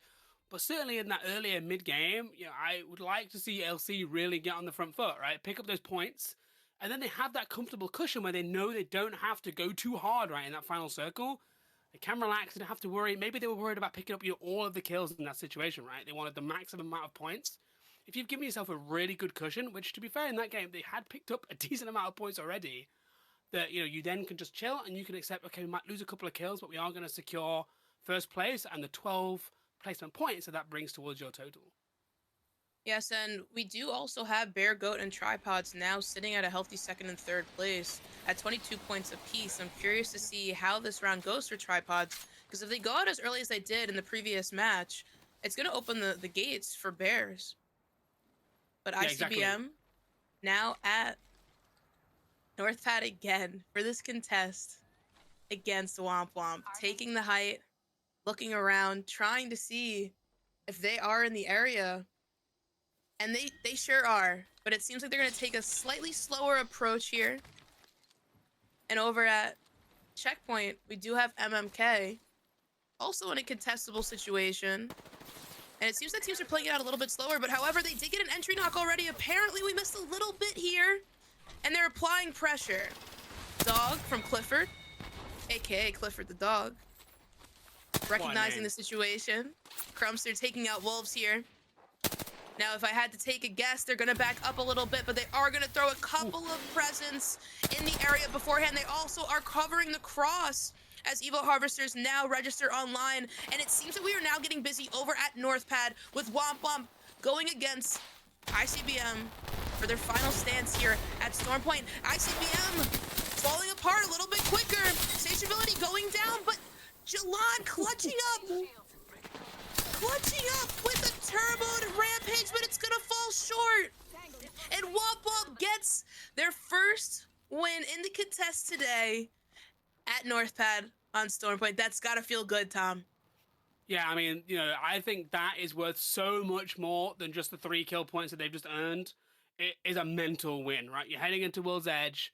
You do not want to be heading into World's Edge on, 0 points. Basically, haven't even played the game yet. Points aside, actually it just leaves you cold, right? You can feel, you were all warmed up. Maybe you did your aim training, your TDMs, a little bit of mixtape or whatever you do to prepare for a match, and then you literally spectate for an hour and a half. That can really throw you off, right? So Womp Womp now get a chance to play the game out. They get that mental boost. They get that confidence boost, as we see a member of Tri going swimming there. Hope they brought their armbands to go and get that Evo Harvester, because they are out in the ocean. Womp Womp now, be feeling really, really good after that. The confidence will be flowing. And maybe now we can see them put a serious run together and get some good points on the board before we head towards Edge. Yes, I'm definitely looking forward to seeing them, get a chance to actually compete here, right? As you mentioned, they really haven't even been able to showcase their efforts or their talent due to the contest, but coming up early and being able to capitalize on that and now being able to actually play the game they know and love, it's going to be interesting to see them toss into the mix with the rest of these competitors. But we do have, 1337 taking an angle, but backing up off of it a little bit here. They do have a knock that existed prior to the push. They're going to secure this kill here. And over at Lightning Rod, 2 teams. Not quite getting intricated, Tom, but Wendy's 4 for 4 was definitely looking to see what was in the horizon. Yeah, and it seems like they've decided that engagement just isn't for them. Maybe they were looking for that Evo Harvester. Maybe they're trying to put a rotate together, because Season 20, we haven't really touched on it too much yet today, and it really has, shaken up what it means, I think, in particular, to be an IGL in competitive Apex Legends, as we see a number of teams here, running into each other at Cascade Falls. But, just to quickly touch on that point, it's no longer having set rotations, right? Because you have to hit, your assault bin, or your support bin, or an Evo Harvester, or grab a care package that has an Evo cache in there that can get you a huge amount of Evo points. Maybe you want to spend time doing spiders or prowlers to try and get some extra Evo points. And, it's completely shaken up the game. And those teams that are the most successful are those teams that have that ability, have that experience. For example, here, look, perfect example, slightly deviating your rotate, grab that Harvester on the way, is the ability to think on your feet, right? The ability to, tweak a plan. Not the teams that are only comfortable when they're doing their rotate, that they jump to the private lobby and practice 20 times before the start of the game. And that's where people like C. Davis, right? He's been around in the game literally longer than I have, right? That, I've been competing, since the very, very early days. I've been in Pro League on teams like Lazarus. I've been Don't age yourself here, Tom. Yeah, I mean, yeah, I shaved today, so I look about 12. But, more Pro League, more Challenger Circuit experience than a lot of the lobby. They're going to benefit from that, especially in the early days of Season 20 while everybody's adjusting, is who can adapt the quickest. And I think that's what today is going to prove, because it is, of course, the first time these players have played in a finals lobby on Season 20. Yes, and I do truly believe that the situational awareness and the adjustability that I did mention earlier today, that you also harped on just now, is very crucial, especially if you are a zone team. If you're rotating in like that, you need to understand that your rotations are going to have to be dynamic. They cannot be a set plan anymore with these changes. Eco Harvesters drop at a certain time, farming flyers. Just the situational awareness to understand how to benefit not only yourself but your team is massive. Not to mention the care pack dropping a whopping 800 Evo if you do wind up with an Evo cache out of that package. Numerous ways to obtain better Evo shields, but even situations like Dig Vibes, who only had 14 damage, coming away with blue shields. And now we have tripods with Gent having purple, dropping down the care package. There's just so many ways that they can progress without even engaging early on. And of course, tripods with that lifeline, picking up that care package means that they are going to get a game drop care package. And what weapon are they being given? That looked like the Kraber to me. I believe that was, Tom, and we're gonna see some phenomenal shots incoming from none other than Tripods, who are most certainly hungry for a couple of kills after going out a little too early in match 2. Now that is the best argument for Lifeline being in the meta that I have ever seen.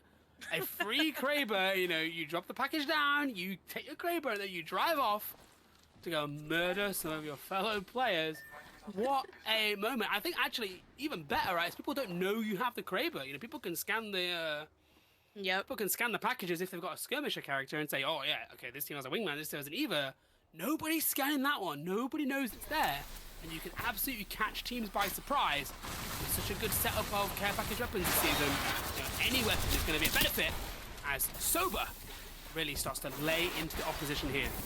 1337, moving in for the kill, getting great shots out with the Volt, taking down Cheesy Potato. That is going to be Sober.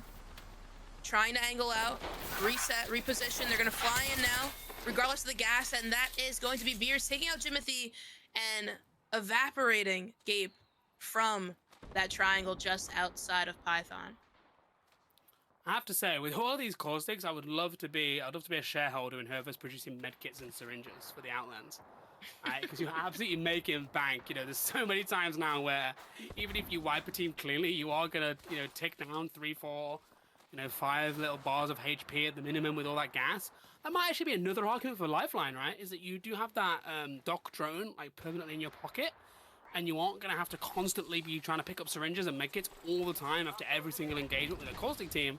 Speaking of caustic, Enoch, he has that caustic, but he also has the 30-30. It may have been nerfed, but it is still one of the strongest weapons in the game. But once again, Wendy's 4-4 choosing not quite to take the engagement, and they are going to keep trying to probe their way into the next zone. They know where it is. They just have to work out how they're going to get there and set up. Now, the rotation is definitely difficult with having a caustic there. They can place gas canisters if needed, but it's not going to benefit them on their rotation. We do now have Anmu situated with the Kraber. Going to move due to Bangalore ult coming down. They do not want to get hit by that barrage. And they're going to take a nice little stroll. I have to say, Nice little afternoon stroll. Tripods are on the move. Grabbing that Evo Harvester, upgrading all shields to purple now. Taking a little stroll underneath the bridge. Probably singing a nice little song. Probably a victory yell almost. Yeah, you know, maybe some SpongeBob. Some tunes. And they're going to push through zone now instead of taking that fight on the edge of Jurassic. Going to make the long rotate, but what I don't think they may be aware of is last time I looked, there was a team holding that choke. And Pylon is getting incredibly active, Tom. Teams taking the under of the bridge. Teams taking the 3 stories. Great shots from Blinkers with the flatline from deep. Clifford the dog taking out Pain. Exception taking out AO. A lot of crossfire. A lot of damage here. Does 1337 moving for the kill? I think they do not, because there's just too much going on here. Triple take being shot from across the way. Dig Vibes getting a knock on Clifford. That is a long range knock. 1337 Dig sitting Vibes is back. literally in the tunnel, all the way over at the other side of Jurassic. That is a steal and a half. And of course, even if you don't get the kill, now we're in Season 20, knocks give you Evo points as well as the damage, right? So, poking and snagging kills across the map, even if the guy or girl or whoever you kill does get rezzed, you're still getting the Evo towards your total. That's a nice little pick up there from Casual Gaming. And Wendy's 4-4. They seem to have found a route into zone, but they're still facing some resistance here. Unfortunately, that is going to be a Preezy going down. I think this is Wendy's 4-4 versus Womp Womp here. And Dom2Crack does get that knock on a Preezy. And it seems that Morbid here trying to, hold down the fort. He's going to have to pop a bat, and that's going to be Enoch going down. And it seems that Womp Womp here is going to go in for the kill. Great shots in the car. Amazing hipfire. Gets the knock on Wainoa. And now it's going to be up to Morbid to stay alive, but they just cannot do it. It's going to be Dom2Crack finishing up the fight, getting the reset for his team, and coming out victorious there in No Name. Talk about amazing shots, Tom.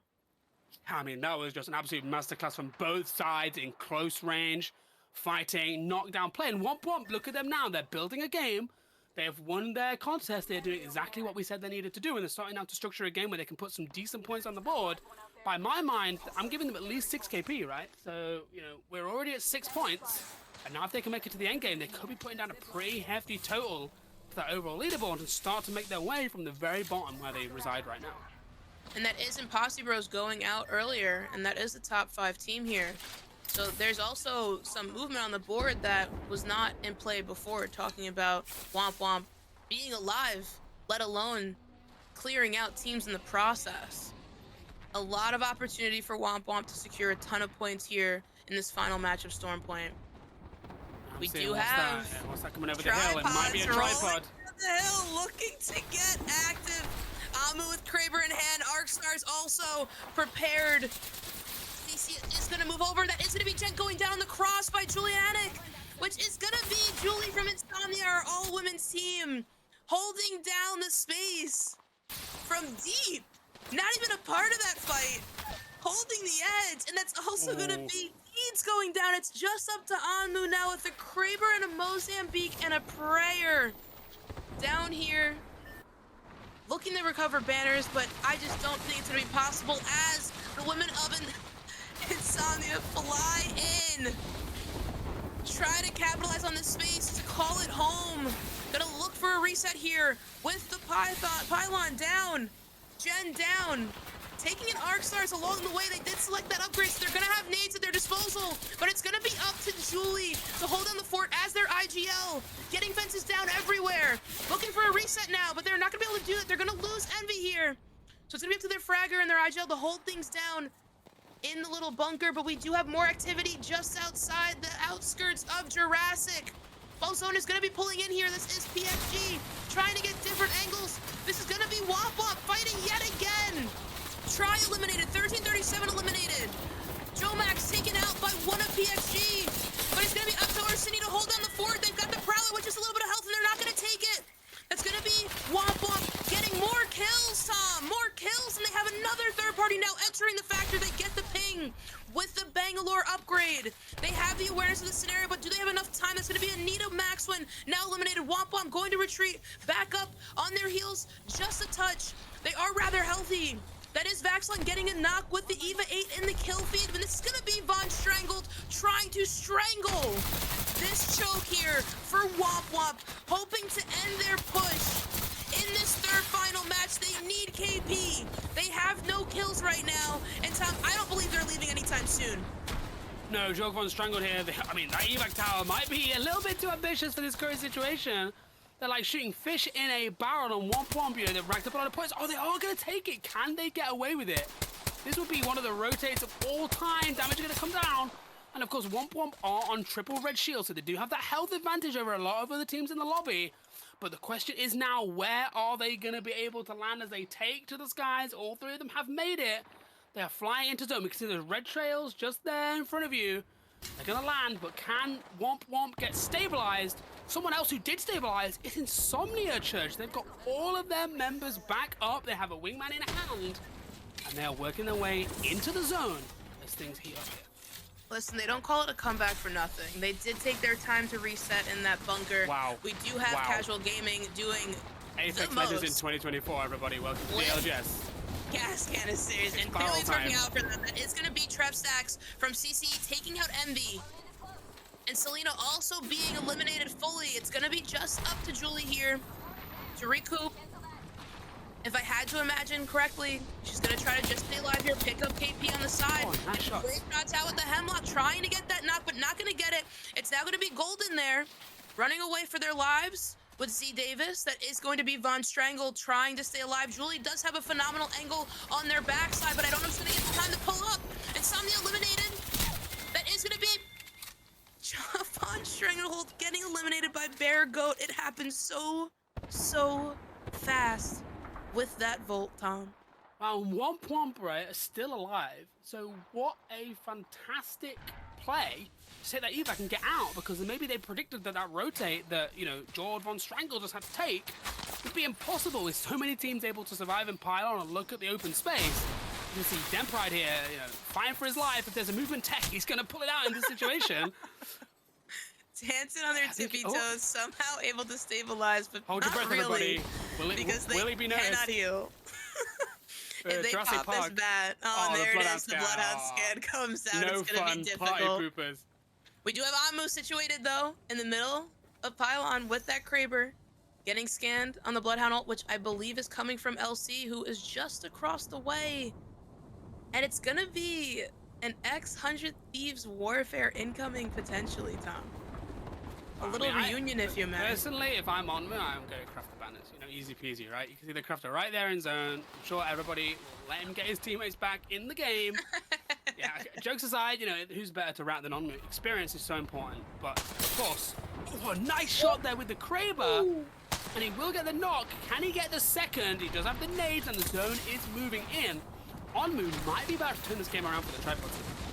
Amu bleeding down the Bangalore, but that's going to be Vaxlon slinging the door with the EVA 8, getting a couple of pops there. That's going to be Tripods eliminated by Osiv. And the boys of LC, Womp Womp now moving aggressively on the eastern side, moving up, taking space, better positioning, big shots from the Prowler. It does come up clutch. That's Low Slicks eliminated. Womp Womp taking out another member. So many teams going to war here. Bloodhound does pop dog. Binoa putting in a ton of work here. Board eliminated. That's a top team here. Big scan for Womp Womp. An amazing game for Womp Womp. If I have to say Womp Womp one more time, they better get another kill. Dig Vibes now doing the dance down below. LC now capitalizing on space. We do have CCE on the far side. CG eliminated. Stunny taking out a member of Womp Womp. Womp Womp eliminated. LC looking to come back from their mistakes of the past. Havoc and Eva 8 at the ready, but CCE here very situated and incredibly comfortable with their rampart walls in a little tunnel here. LC, will they let this happen? No, they're gonna take shots. They're gonna take shots from deep, trying to get rid of that scenario, but Trev Stack says, no, not yet. I'm not finished. Wow, CC absolutely love a tunnel. They love a tunnel, don't they? If there's a tunnel, they're gonna be in it. Great way to play Rampart, though, and a great way to play Loba. You know, I think Loba is a fantastic pick still. You know, maybe a little bit underrated. The ability to get loot, to get nades, you know, Turbo Havoc, Ultic Cells if you need it. And Up Sushi there also hiding behind a barrel. That is a Corsical. Interesting choice. I am obviously not of the Apex IQ to understand why we're throwing the Corsical there. I'll look forward to being told exactly what that was a nade of at some point. And I will be reading your article when you describe why that was thrown. Yeah, exactly. Yeah, I mean, ambience. You know, we're decorating. Like, look, there's a reason I'm not in the finals and I'm only commentating. And Up Sushi would smoke me in a 1v1 with one hand of the blindfold on. Undoubtedly. So I should probably stop talking. But CCE here, they are going to lose one. Oh, but that was a lot of numbers, looking like a math lesson there with that grenade. But CCE are getting forced back here. And Trev Stack is last alive. Now, Vaxlon had a phenomenal swing there with the EVA 8, utilizing that. They also are going to utilize these Rampart shields to kind of avoid the damage from this Bangalore ulti coming down. We're down to our last 3 squads. LC with an aggressive swing. Vax jumping down with the EVA 8 alongside Study, getting the knock, and now it's going to be Bear Goat fighting for their lives here against what is LC. They have the uphill battle. Nades coming down. Bear Goat. It's going to be up to Just Pain now, shooting down below, but they get the kill somehow, some way. That's going to be LC coming back, victorious, and a Sivian with just an absolute pinch. That man is a paper cut away from death. Wow. Talk about a trip and a slip and a fall and just going down. Yeah. But they come up swinging and fighting in this third and final match of Storm Point. Resilience. That's what you talk about here when you talk about LC. Wow, I mean, yeah, literally one aggressive sneeze and a Sivian is, you know, absolutely done for in that situation. Actually 1 HP. But what did we talk about, right? We said LC, they might have been disappointed that they didn't pick up the win in our second game of the day. Would we see an instant reaction? There it is, right? You know, maybe they've learned, maybe they're fired up. You know, we don't know, obviously, we haven't had the pleasure of hearing exactly their communication between those games. But if I was speculating, I would say that they were pretty annoyed at themselves for not winning that game, and they have just pulled off a surprise win of their own. You know, they were like fish in a barrel there, but somehow they have turned it around, they have flipped the standings, and they've taken their win, and let's just see exactly where that puts them on the overall standings. And there it is, a game above all games, the one that truly mattered. LC coming away with 41 at the end of Storm Point. Tom, what a performance after what seemed to be a throw in the previous match. Yeah, I mean, you know, LC obviously clearly, you know, one of our favorites today, and they have just absolutely put on a clinic in that last game. You know, they picked up 24 points, Church. 24 points in a single game, 12 kills, and, you know, we said, look, are we going to get a reaction? And I don't think you are going to get a better reaction than that. Listen, I told you when it came down to what do you think their next step is?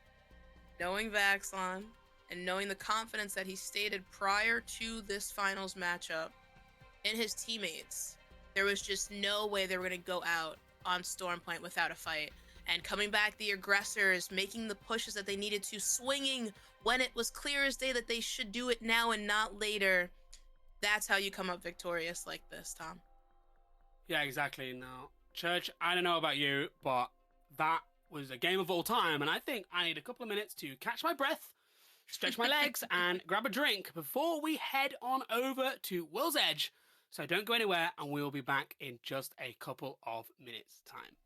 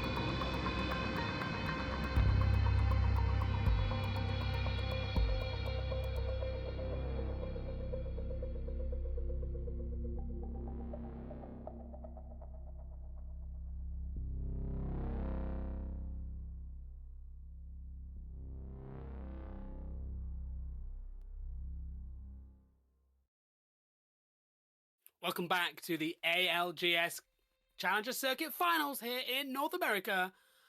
We just witnessed one of the redemption stories of the season so far. LC, they snatched defeat from the jaws of victory in Game 2. But in Game 3, they bounced back immediately and grabbed a win. Let's just jump on and have a quick refresher of the overall standings. Church, we've talked a lot about the top of the leaderboard today, but is there any teams that are maybe underperforming and really need to pull something out of the bag on World's Edge? I would say, in terms of how they've been performing across all of Challenger Circuit, I was definitely looking for a little bit more out of casual gaming, but I do recall you mentioning earlier that their main map is not Stormpoint. It is World's Edge, so I am eager to see the activity that we get to visualize here and so descriptively pull apart in the next coming matches. Yeah, I think casual gaming definitely will be looking for better than 7th. They like to put points on the board, steadily, and Stormpoint, they haven't had the big game, right, that teams who really play for consistent placements need, right? You have to have at least one sort of sizable game, but they're in the mix.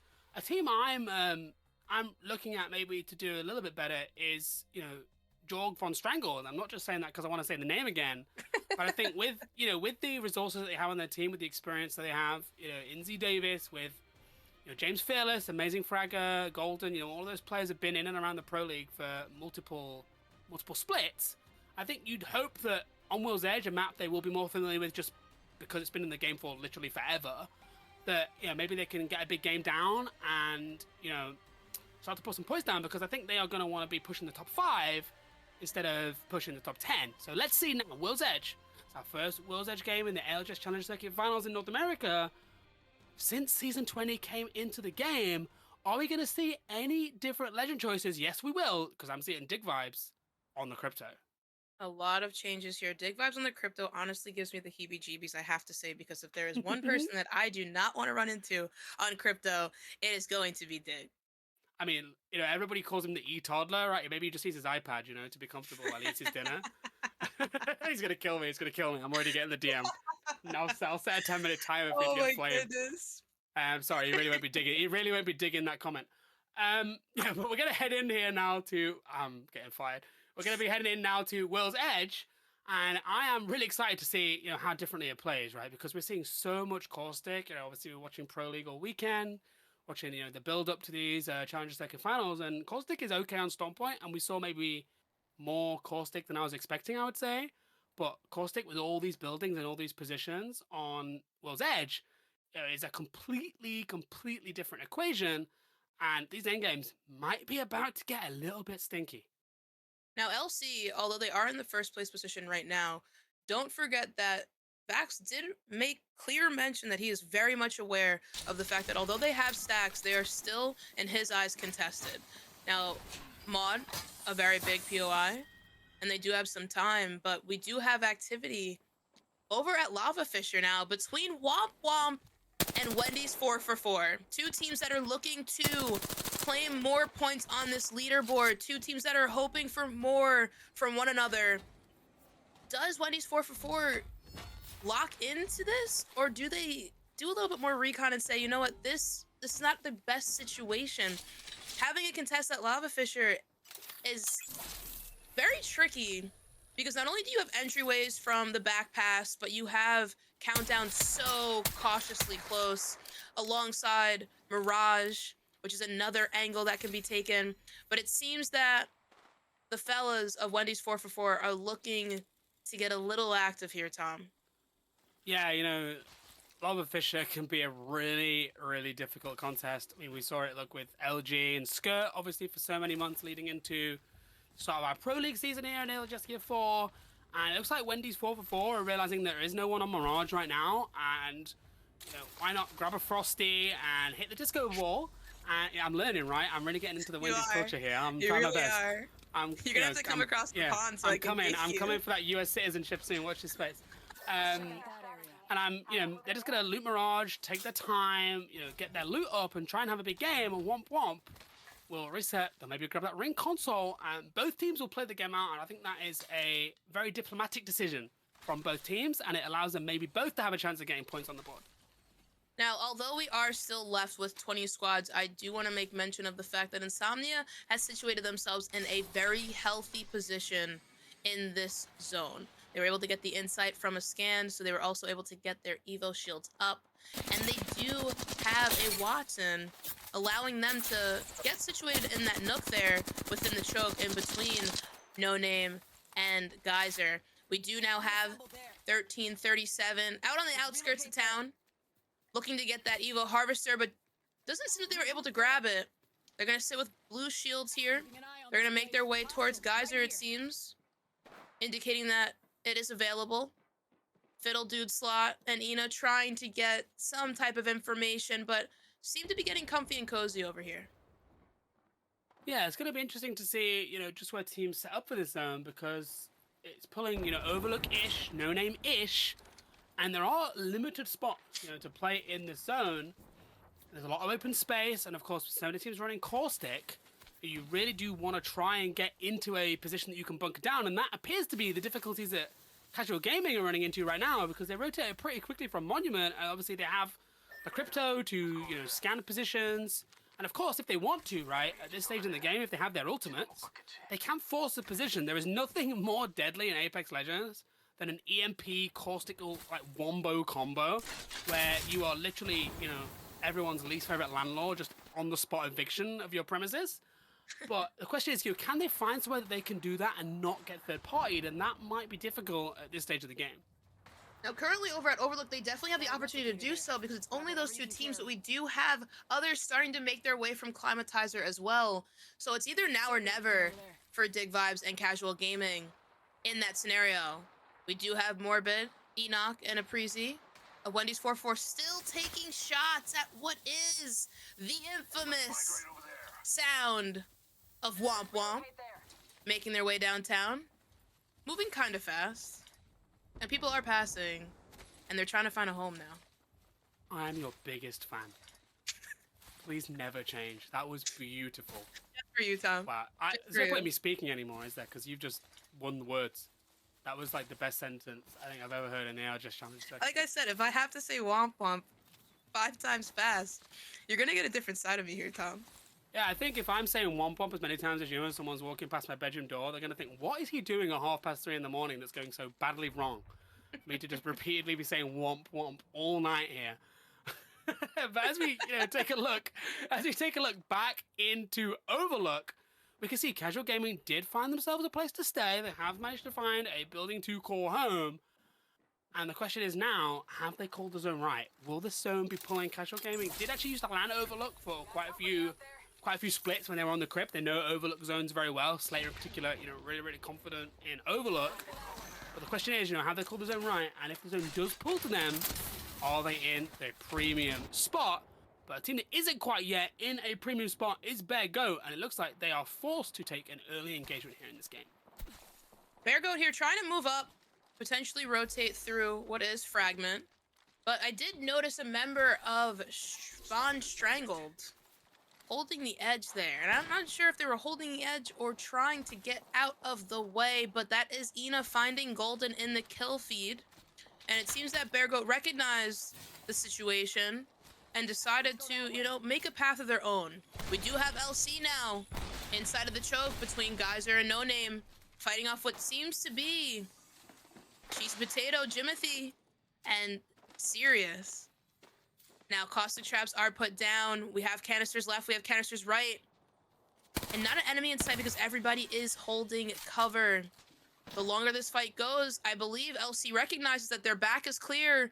And the only person that's truly in trouble here is the team that they are facing in front of them. They can play this as slow as they want. Recognize that there are 20 squads left.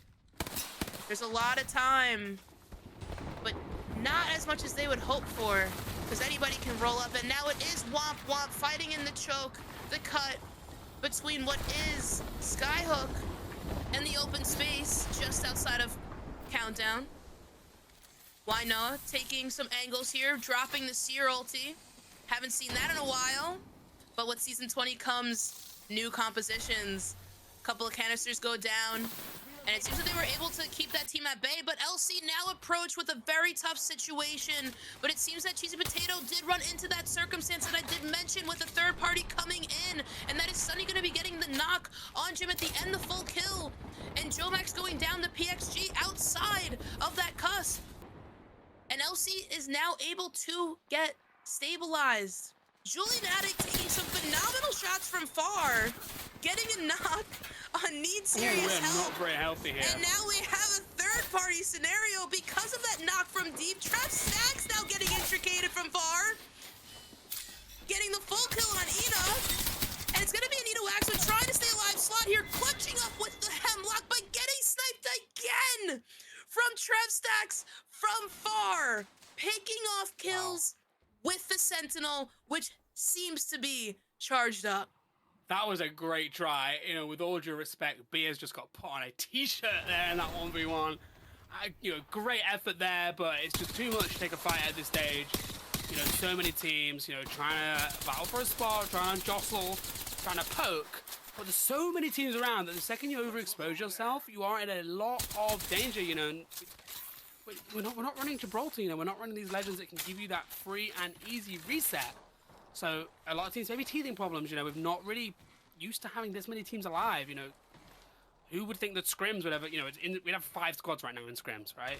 If it was round 1, we'd probably have 7 squads. Right. So these teams, you know, this is a new experience for everybody. We've got, you know, new perks, new season 20, and this is our first time really playing at this level. So maybe some teams just working out what they can and can't get away with on World's Edge here. But I'll tell you what the Tripods can get away with. They can get away with pushing this team right now. They have, I think they do have a team maybe coming behind them in the tunnel, but they've got plenty of time before they would arrive. That's Wendy's 4 for 4 that are just on the other side of the geyser tunnel. But the Tripods, if they can wipe this cleanly, they might be able to pick up some early KP, and we're going to see that caustic not gas ultimate go down. Yes, this is going to be Tripods pushing up on what is to be, I believe, Insomnia, who have situated themselves in this bunker quite a while ago. We do see a conduit ult come down. So compositions are changing. The Nox gas doesn't do exactly what they wanted to do, but they do utilize the ledge here and climb up, getting phenomenal angles with the Havoc, trying to get this entry knock. They come up just short, trying to get a peek through the cover of that door frame, but can't come up clutch. Tripods here looking to restabilize. The big swing here coming out of the conduit. It's going to be Enoch going down the 20s, 4 for 4, flying in from the backside, taking out Amnu. It's now up to Jen and Deeds with the D7, letting it rip, but a Crazy coming up clutch with the Prowler and Tripods. Facing Wendy's 4 for 4's third party, Aprizi now going to have to back up and try to get these full kills. That's going to be Insomnia reaping the rewards. Wow. And Wendy's 4 for 4 absolutely griefing.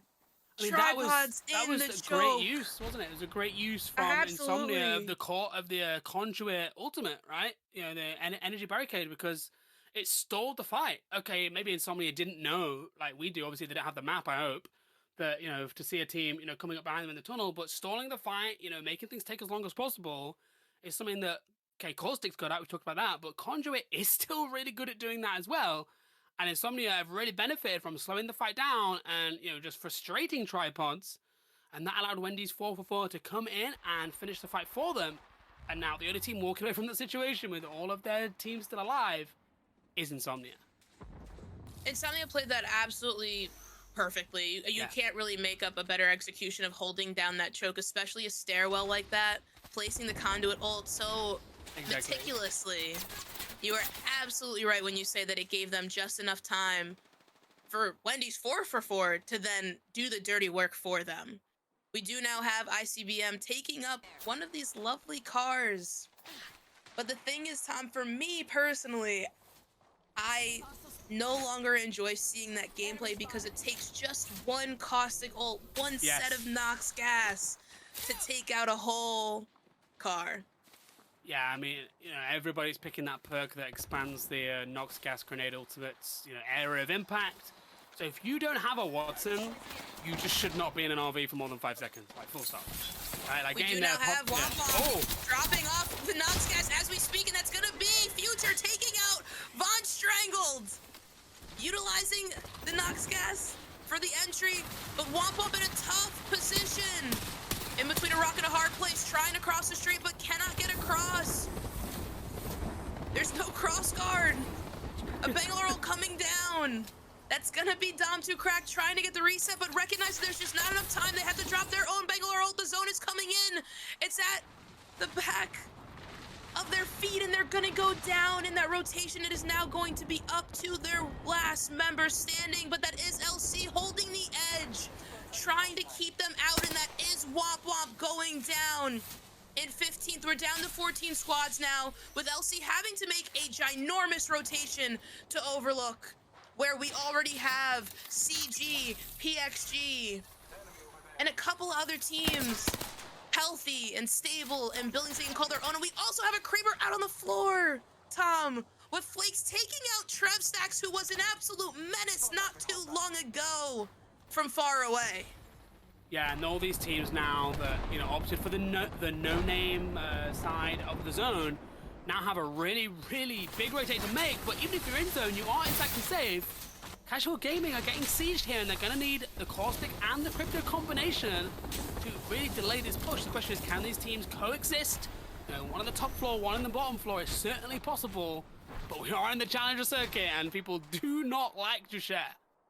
Now, that building is incredibly tough to hold, in my opinion. Between the top and the bottom, I think the bottom is a better positioning. However, again, I'm a commentator, right? I'm not a pro player, so this could be completely inaccurate. But from the way that it works out for me, typically, the bottom is a better space to hold. You have a little bit more room to rotate and move about. As you saw, we did have CG utilizing those canisters to stay alive at the top floor while they were getting barraged with grenades. It's going to be Wendy's 4-for-4 eliminated, with AO taking out a Preezy, who was tucked around that corner. And it seems that they're going to coexist here, Tom. CG's going to let them, you know, take the basement.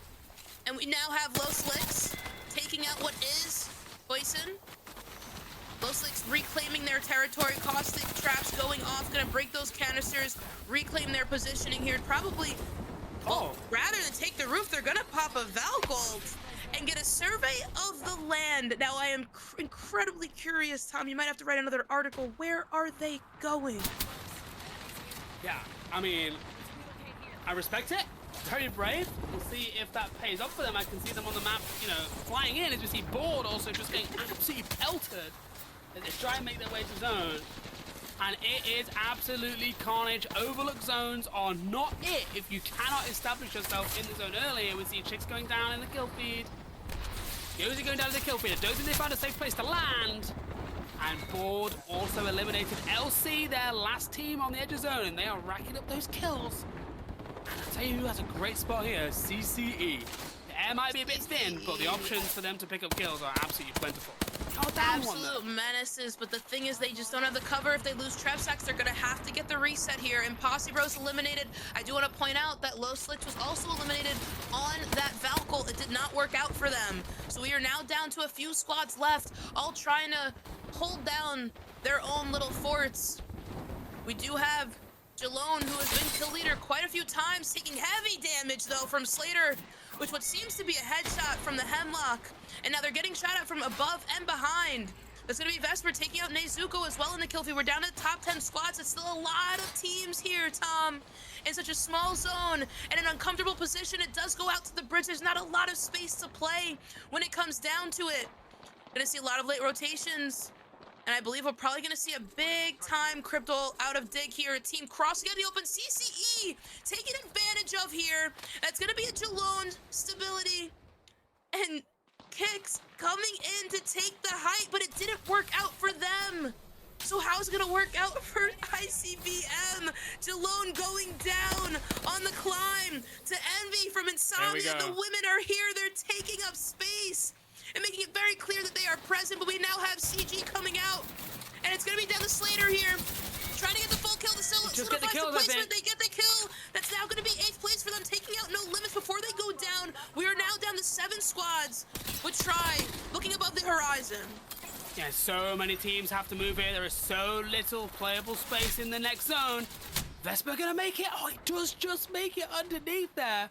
I tell you what, there's never been so many people inhabiting these jungle gyms. We've seen these teams at the choke.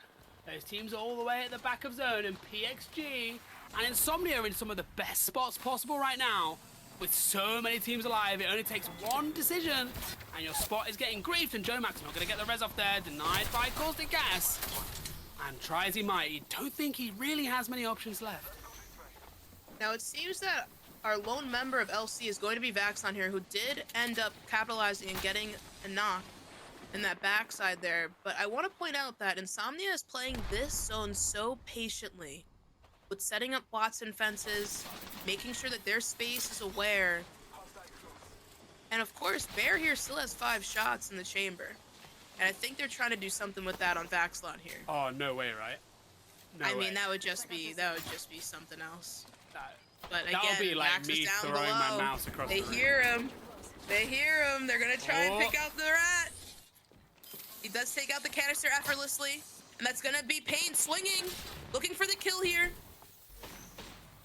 Bear Goat now trying to position themselves as well, coming back up to the top. Oh, Pain potentially going down the zone, getting caught. Looting for a little too long there. PXG now recognizing that Insomnia is just around the corner. But Insomnia playing this incredibly patiently. They're not trying to engage unless they have to. PXG also does not have to engage if they don't want to. But it seems that Dan is looking for a fight. big Phenomenal shots out of the R9, but if the mag was bigger, they would have got that clutch. Big Q on themselves for Envy, but they go down. That's gonna be Envy. Going down. It's the battle of For the the two women of towers. Insomnia, they're now taking the height. We have Julie sitting up there trying to heal, but they are eating Nox gas. Watson Gen working in their favor, but no. Julie falls down, accidentally eats the fence line. LC eliminated, top 5 situation now. Does Julie come out of there alive? She does not. That is going to be it for Insomnia. PXG now reclaiming their spacing, but we do have the Kraber from Flakes. They come up short. 3 shots left. Will they hit them? Potentially actually 6 shots left, Tom. But Flakes here needs to heal, and I don't think they have enough time to do so. They're going to send it down from the Hail Mary above, and they lose their life in the process. Recon goes down, and that's going to be Bear Goats eliminated. It's now PXG. PXG's game to lose. PXG's game to lose, but the dog from Clifford here might have something to say about that. Watson interceptor pylon doing bits. And this is a huge big wave. Nox gas going down, but doesn't reach them quite in time. PXG, Orson trying to take it, but they cannot. It's gonna be MMK, a new team, claiming the #1 spot here in what was quite the chaotic end zone on the edge of Overlook. Wow, the dog from Clifford absolutely did have something to say.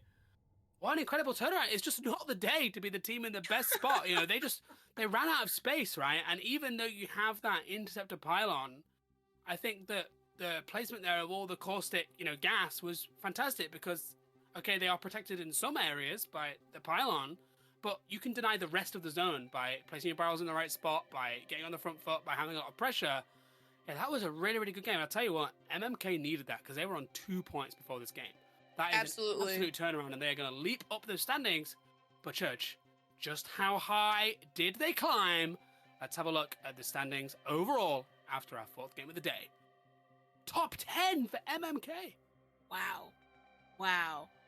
Now, the first look at that Nox gas being tossed out, you would say, oh, maybe it was a little too short, maybe it was a little too early. But I think one thing that PXG didn't recognize was that the zone was at their backside. MNK had a lot of room to play with at the end of the day. And as you mentioned, the gen works out wonders. But in terms of rotating into that zone to fight the good fight, those canisters, not having a caustic on your side, what did I say earlier? Caustic is inevitable. And that is why MMK right there, besides positioning themselves away from the fight and eager for the third party, ready to react at the right time, that caustic, that's the truth. Absolutely well said. And, look at the top of the table.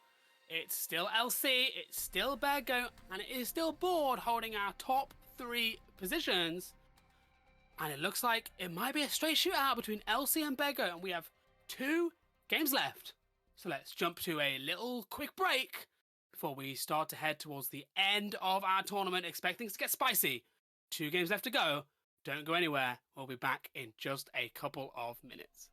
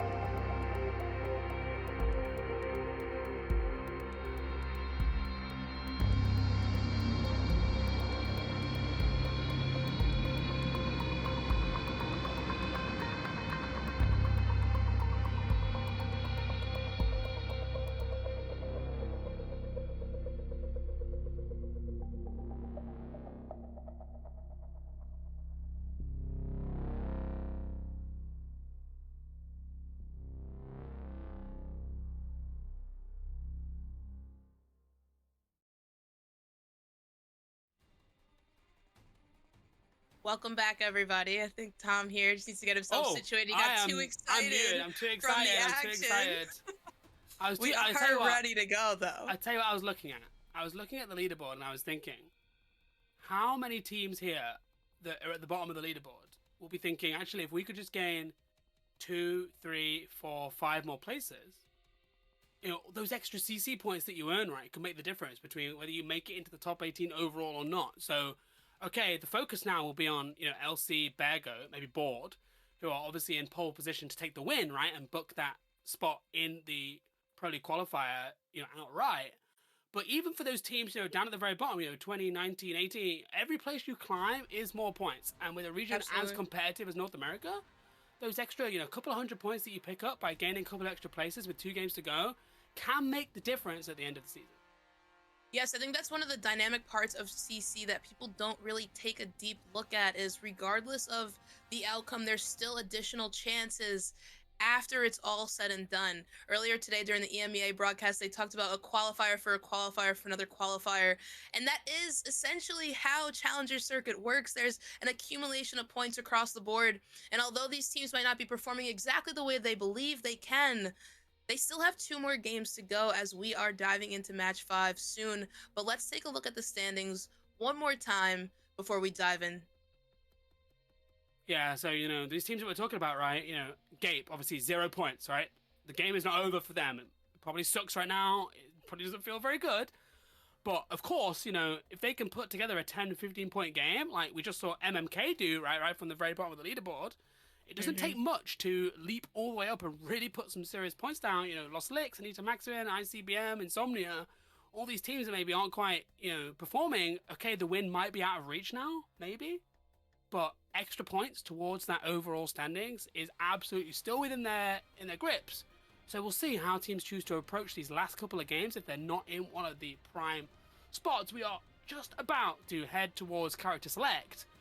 And I'm interested to see if we see any changes, right? Is anybody responding to World's Edge? How did that game play out? It was a pretty good zone for Caustics, and it was a pretty good zone for Crypto. But Casual Gaming only put 3 points on the board there. So, the momentum really does seem to be with these Edge teams right now, Church. The Crypto decision is so dependent on zone pull, right? So in that scenario early on, Crypto went absolutely crazy, leveling up Evil Shields if they get the knocks, and just with damage alone, it does a lot for your team. But to what extent, right? There's only so much you can do utilizing Crypto in a zone like that. So if we were to have a zone similar to that Overlook pull, I don't know if it would fare well for them. However, as you did mention, the kid does need their iPad at times, and Dig might just be, stuck with a bad habit. Yeah, I think from what Casual Gaming was saying before the event, I think they're really thinking about that combination, right? That wombo combo that we mentioned, where you're hitting that EMP, you're hitting that Nox gas grenade, and in some ways it's a weird one when you land Monument and you rotate pretty fast, because you're sometimes going to be in a situation where you're actually not able to siege a building because you're in a good building, and having that, how can you use those abilities defensively without, hurting your own game, right? You stall fights too long in the final circles, and even if you win them, you are getting thirded. So it's an interesting balance, and Casual Gaming will be looking to strike it in a slightly better way as we look back on board now with another contest. And I think this time we are going to see an engagement and not both teams backing off. Now this is Womp Womp and Wendy's 4for4, and Wendy's 4for4 coming in way clearer and concise this time around, looking for the entry, getting good shots with the Massive. They do have a wide swing on the left-hand side, but Morbid hits the shot and gets a crack with the Caustic stuck outside. This is going to be absolutely monumental if their teammates can come out. They do get the knock on wide future here. Grenade thrown, door broken. They now have all the time in the world to apply pressure to the 2 last members of Womp Womp before the team at Countdown says, hey, we want to get a little peek at this. Evo Harvester's now down. Caustic Trap set, but it's not going to do enough. Aprisi does need to heal here. Morbid taking a lot of damage, going down. Enoch also going down with the longbow going absolutely nuts. Nice Witch is probably losing his mind somewhere. But his old roommate Aprisi trying their best to clutch up a situation where the longbow has done so much damage. Great shots, but is it gonna be enough here? The tide has shifted in Womp Womp's favor. Aprisi doing the dash, utilizing everything that Bangalore has to offer. Because right now it is about placement, but it doesn't come up. And why no? It's the headshot for their third kill with a longbow to clutch up for Womp Womp. All I'm saying is hello, Twitter. Oh It's my nice to be on there. goodness. If that hasn't been clipped, then I don't know what is clip worthy. Longbow masterclass there at Womp Womp win a contest once more. And they're in a really, really good position. They're in the middle of the pack. They're chilling in the middle, and that is really good considering they've been contested. All of the games so far today.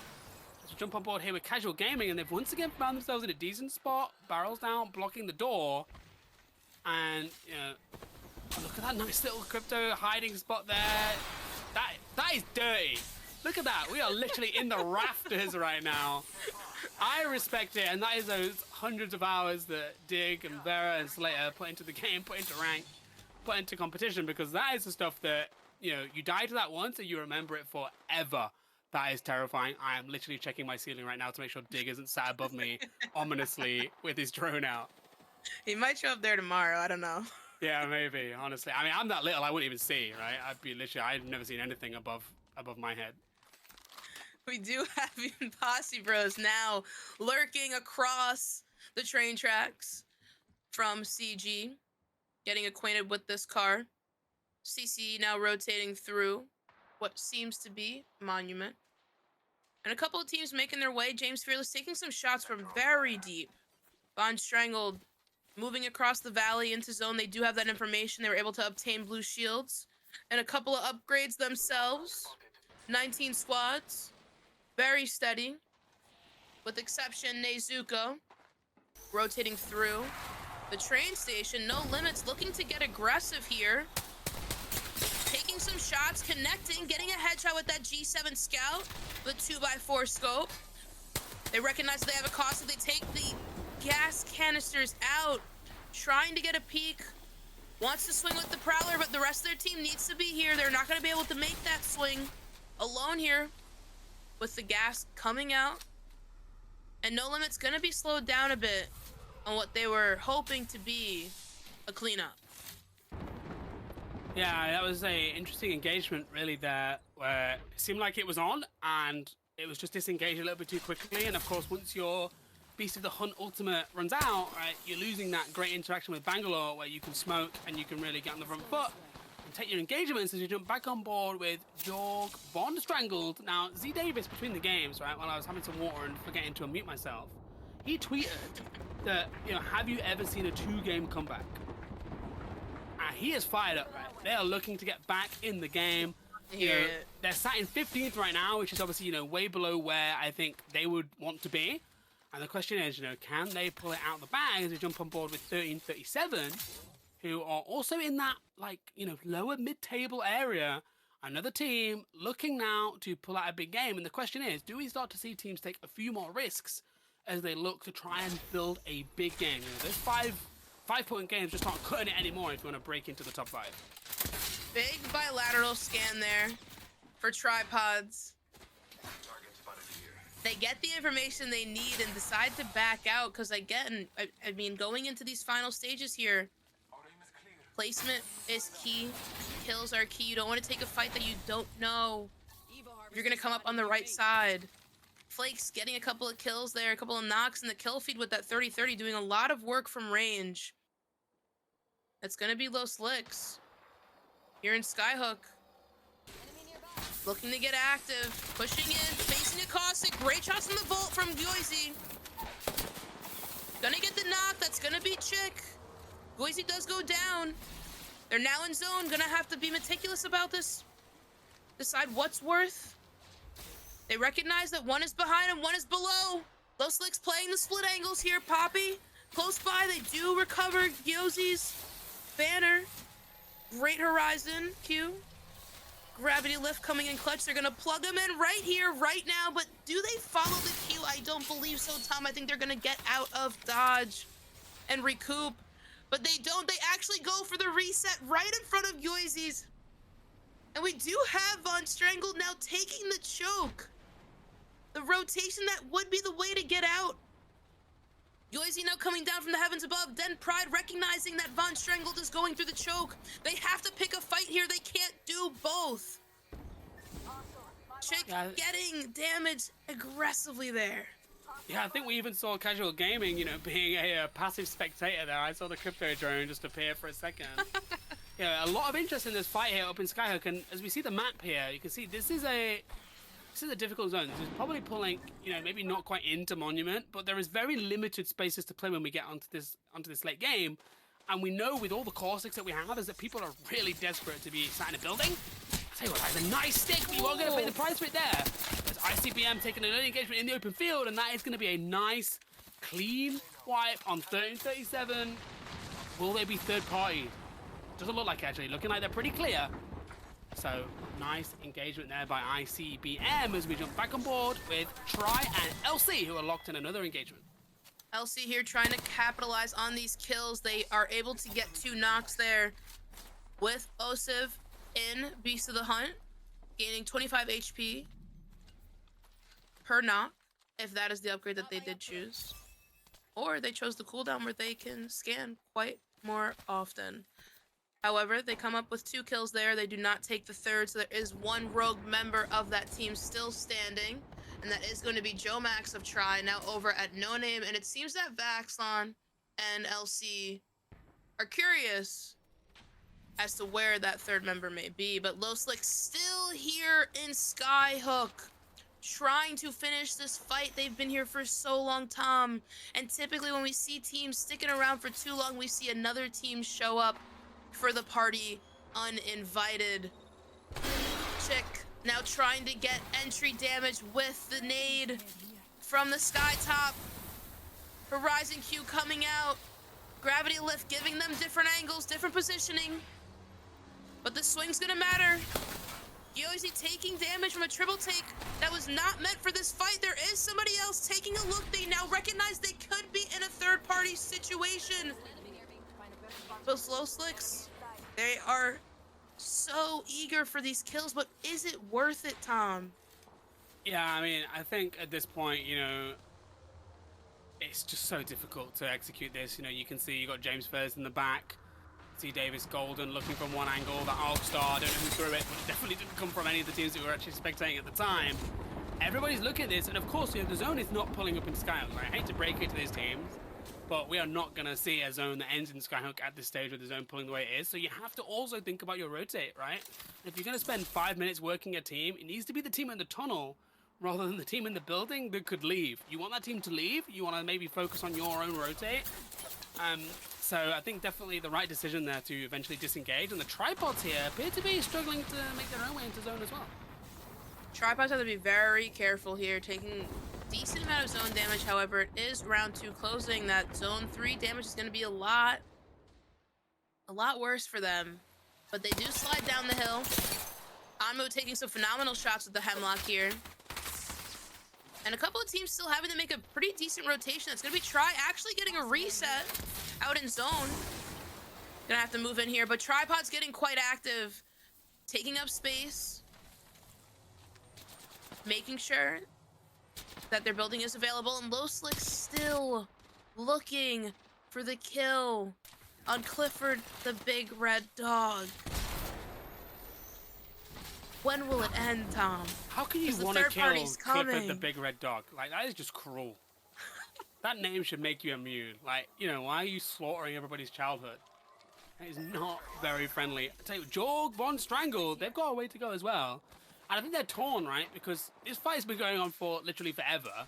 You know, you can smell the third party from a mile away. They're getting, like, teased. Are they going to fight? Are they going to not? And, you know, time is running out for all of these teams, including Jorg Von Strangled, to just wrap this up and move to zone. But don't be hurt. Now, this is a very interesting matchup here. This is LC now losing Osiv.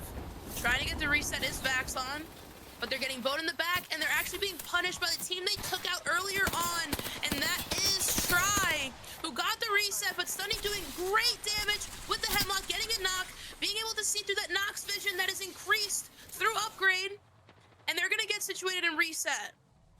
That is It an seems immense, that- immense costicle. And of course, you know, water is wet, the sun rises in the morning, and we're still finding Skyhook for some reason. You know, Loslick's actually bit the bullet there for holding on for too long. yeah, Jorg von Strangled are like, okay, I'm done with this, I'm bored. I'm going to make my rotate. And of course, you know, last time we were at this building, Dig Vibes was nesting in the roofs, right? But they hit a Valkyrie earlier and survived. They're still alive somehow. They've hit a mid-game Valkyrie. They found a spot to nestle in, and that leaves Jorg von Strangled with a little bit of space to maneuver here. And they might be looking to third-party the Imposter Bros as they start their own engagement here. As the zone gets smaller and smaller, teams are starting to run out of space. Now, our number 1 team from match 4, MMK, they were eliminated early. That is the 16th there that they're going to be taking away in match 5. We do have Z Davis across the way at the Lonesome House. The Posse Bros trying their very hardest to fight off whatever may come. Looking to get the reset on their Caustic, Warning but Bear punches there. Goat not allowing this to happen with the bow check in hand. They're going to be dropping down here, looking to take on this fight in the 3v2 scenario. They need to make a decision very soon with only a minute under left, and they drop down and they find the lack outside. Big shots. That's going to be Impossible Bros going out without a fight. And now Recon doing some recon with a big scan, looking to gatekeep this team. We do have No Limits eliminated down to 13 squads. James Fearless taking out Pain.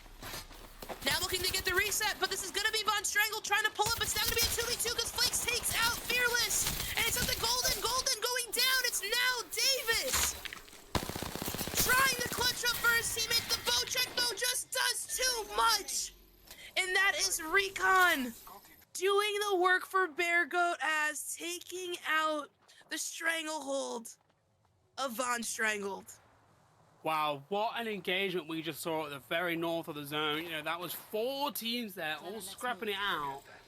And, you know, the winning team has a lot of space themselves now. They do have to move. The zone is coming in, and they are going to have to work their way into Monument. The zone is pulling just into the west of Monument. You know, teams set up in a building. Teams like, you know, Casual Gaming, CCE, you know, they're set up, and they are locked down.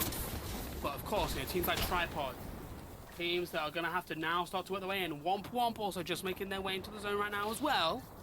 And this is a really key stage of the game. Round 4 closing, still 12 teams. And there is still some spots left to play.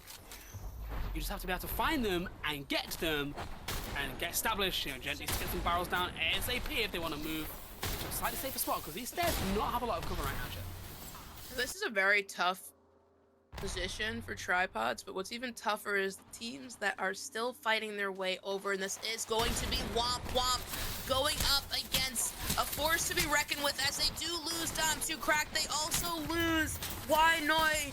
Tripods also eliminated over at Monument when they were trying to get out of that position, and now it's just up to the cost again. It's not going to do it. That's going to be ICBM taking them out and reaping the rewards, but there is a third party on the horizon that they're gonna have to fight off here, and it's long range, it's close range, it's everybody, and that's gonna be one of their members going down. Stability, Stability going down there. It's now up to Jalan. But AO getting the full kill on Satiability. CCE now getting intricate and saying we want some more too. Teams are recognizing that KP matters just as much as placement. And if they want to get the placement, they need to move forward and clear their backside. ICBM eliminated. Cap now taking phenomenal shots with the Havoc, trying to get some more damage output for their fraggers. But that's gonna be 2 members hiding, escaping from the sights of CCE. But if I do know one thing, I know that Cap is not going to allow them to sit there for too long. Yeah, I mean, a great play there by CCE. You know, when you're on this Loba, you know, Rampart combination, you're obviously set up to get into zone, right? You want to hold spots, you really want to bunker down, but great decision making there to identify, look, the zone's pulled away from our building, there's a clear fight here, you know, more loot never hurts. And that was a really nice, aggressive play, and that is the makings of a good zone team. Because it's okay calling the zones, getting in the building, you know, sitting around poking for half the game, but you have to have that kill switch, and you have to know, more importantly, when to flick it and when to go into aggressive mode, and CC made a great choice there. But have they looted for just a little bit too long? Because they are under pressure as they make this run. Now, the pressure is going to be applied if Julie connects this Kraber shot. They've been staring at the scenario for quite some time, trying to set it up. CC trying to move in right here on the edge. The wall is not up far enough. That Rampart wall going down, though. Getting a little nook in the corner. PXG eliminated. Anita Maxwin also eliminated. And that's going to be CC flying over the ledge. Taking a lot of damage as trap stacks, but it's going to pay off for them as they take out Board. Cobra taking out the last member of that team with the 30-30 close range. They now get to move up a little bit more, but they don't know what they're in store for in front of them. They have to cross. That's going to be Vaxlon sitting at the edge. That's going to be Bear Goat Az to their left side. A lot of teams playing this very slow, but one team that's in a great position is going to be Insomnia, sitting on the ledge with a little bit of space to play, but when they have to leave that ledge, they have to have damage to go alongside it, or else it's going to be a very difficult rotate out from that height. Yeah, 100%. And, I'm seeing Insomnia. I'm also seeing Casual Gaming, who have also found themselves in a pretty neat little spot there in the middle of zone, are both still all on blue armors, right? Okay, Insomnia do have one purple, that's kind corrected. But, teams are on reds now. It's okay playing zone, but you have to be able to get that Evo up, and it's very difficult because you can't always do the damage required. The damage is so high now, but Julie there, she connected that Kraber shot, and she is on a purple. And Insomnia here are putting together a little bit of momentum at the right time. 6 Kraber shots remaining. Line it up. Oh, it just doesn't quite connect. But I tell you what, Insomnia here, they're on the edge of zone. They're gonna have to jump down, but if they can win this next engagement when they leave this ledge, they're on for a great game here. Big Kraber shot. Julie letting it rip, connecting for another 112, putting a lot of damage out. Elsie eliminated. She's gonna go down, but not without a fight. It's now up to Selena, putting in massive work, getting another knock with the R9 here. They secure the 4th. But unfortunately, they do go down after a valiant fight, getting the knock. We're down to 4 squads with Bear Goat Az, Recon, Kill Leader with the Havoc and Bocheck sitting on red shields. It goes down to what we talked about just before. They did not have the shields for that drop. They were able to get the knock, but Sirius is gonna probably get that reset on their teammate. Yeah. I think And the last 4 squads, just they have the shields here. They have the eco. Yeah, I think you have to question maybe Kraber shots as good as they were we focused on too many teams at once there? Is our plan actually in that situation just to kill the team that we have to drop on? We're hitting good Kraber shots on teams, here, there, and everywhere. But actually, it's almost like they weren't ready for that drop down because they kind of dropped almost a little bit too late. Crypto. Oh, who's that? It's Big Vibes on his iPad, and he hits an EMP, still on triple blue. But they're in such a good spot here, and, CCE are forced to climb into them. The question is, are Casual Gaming the center of attention too much? Are they going to have to face pressure from too many angles all at once? Looks like they're cousin in a corner praying for dear life right now. I mean, see, Casual Gaming But here we go. leaving me flabbergasted, and apparently that just worked out the way that they intended because all the teams had to come to them, Tom. They did not have to do anything but drop that EMP and force people to get on their horse and start moving before the zone started closing in. And it worked so efficiently. I have to say, I'm not going to be smug because this is my team to watch or anything, but credit where credit is due because that was a phenomenal way to play that composition, right? I think a lot of people would shy away from playing something that maybe is so difficult to execute, but we saw them take, a decent spot at Grandma's house earlier in the game, and then while everybody else was fighting, they were one of the few teams today that have made a successful Valkyr, right, in the mid-game. They fly into that spot and they wait. They might not have purple shields, might not have red shields, but they've got that discipline in them, right? They're using their experience. They've been around the block a lot of times in CC. They're patient and they wait and they wait and they wait, and everybody dies around them. And there they are to clean up that victory without really taking much pressure, right? If you don't fight, you can't lose a fight. So if you're just chilling and you're just vibing and biding your time, you get that win. And for a team that's playing the way they're playing today, that is the game they need, right? You're looking for those consistent, 6, 7, 8, 9, 10-point games. But in order to make the top 5 or even win the day, you have to have a win in your 6 games. So let's see, how far up the leaderboard has that win got them? where do Casual Gaming sit right now? Let's have a look at the standings overall with one game left to go, and they are breaking in now to that top 5. They found themselves 5th on 40 points, Church. It's not bad. That's not bad at all. Clear, concise planning with very due diligent patience. That's how you receive the points that they just obtained. Although we talked about shields and they were a big issue for a team like Insomnia jumping out from the ledge, the way that Casual Gaming played that out, the shields didn't matter. The zone calling cannot be ignored. Just incredible efficiency and securing some more points. And although they are still sitting, not exactly where they want to be, moving up in the leaderboard nonetheless does obtain them points at the end of the day. And listen, between you and I, both of our predictions here are sitting in the top 5, and it just takes one big game, Tom, to potentially move your way up to the number 1 spot. Yeah, and if you're looking for one big game, well, we are about to head into our 6th and final game of the day.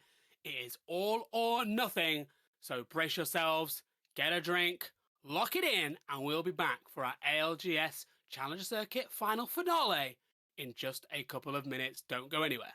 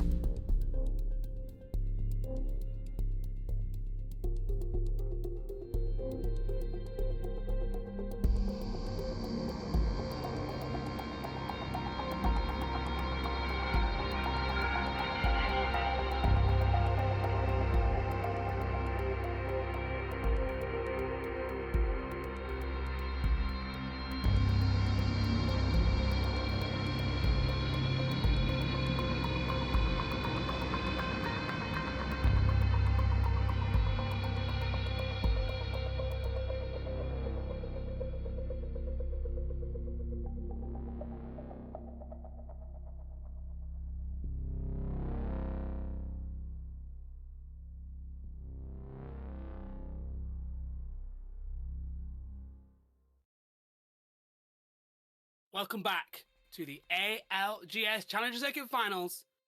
We have one more game to go, and it is absolutely all to play for. It is tight at the top of the table.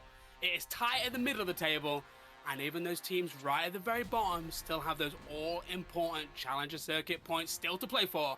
I'm excited. This last game, if history tells us anything, might just be a little bit aggressive, Church. I think we're going to see a lot of early fights this time around. I don't think it's going to be as complacent as we have seen.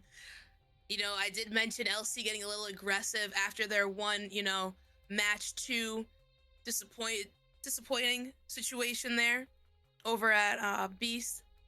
I think a lot of teams here are going to have that aggression instilled in them going into this final match of the evening. Yeah, exactly, and okay, maybe at this point it's probably between Berger and LC, but just like we saw yesterday actually in the North American Pro League, right, if anybody was watching that as well, that, you know, you might have all that focus on two teams, but it just takes a team like CCE, Board, or Casual Gaming to put together, you know, a super juicy game, which 25 points, 30 points, okay, it's unlikely, but it is definitely possible. So the title is really all to play for, I'd say, between those top 5. But of course, like we said, it's all to play for. We're heading in now to our final game of the day. We are about to jump into character select. Here we go, Church. I hope you're ready. One more game. We are wrapping up an exciting day. And we still have that spot in the Pro League qualifier, the automatic qualification that you get for winning the tournament today is definitely still up for grabs, as is those all-important points on the overall standings. I'm incredibly curious about team composition going into this last match. Do teams adjust? Do teams say, Pathfinder let's alert. get aggressive? This is a code red. We have a Pathfinder on team MMK. We're seeing it. It's happening. Oh the question my is, goodness. will it yield results? Oh my goodness. It's gonna get chaotic in here, Tom. I can feel it. Do you feel it? I feel it. It's where we need like an alarm, right? Like, beep, beep, beep, Pathfinder detected. Like, that's what we like. You can hire me for video work anytime. Just message me on Twitter. Look, I think you do see that, right? Because, okay, we've talked about how, extra 1 or 2 extra places is going to earn you more points. But we're dealing with, you know, major competitors here. You know, these guys are aiming for the best possible results. And that means that you are going to want to chase a big game. And look, LC, you said they were considering themselves contested, and they're definitely contested right now. Oh no. Because they've already lost to Syrian. Goes down, but LC fighting, taking out the Mozam, and it's going to be Stunny and Vax clutching up for their fallen soldier Osiv and taking out Gabe over at Mod, securing 3 KP immediately off the dropship. We do have tripods, however, taking over stacks now. And that might get a little interesting. Womp Womp taking out Morbid of Wendy's 4for4, getting their early KP as well.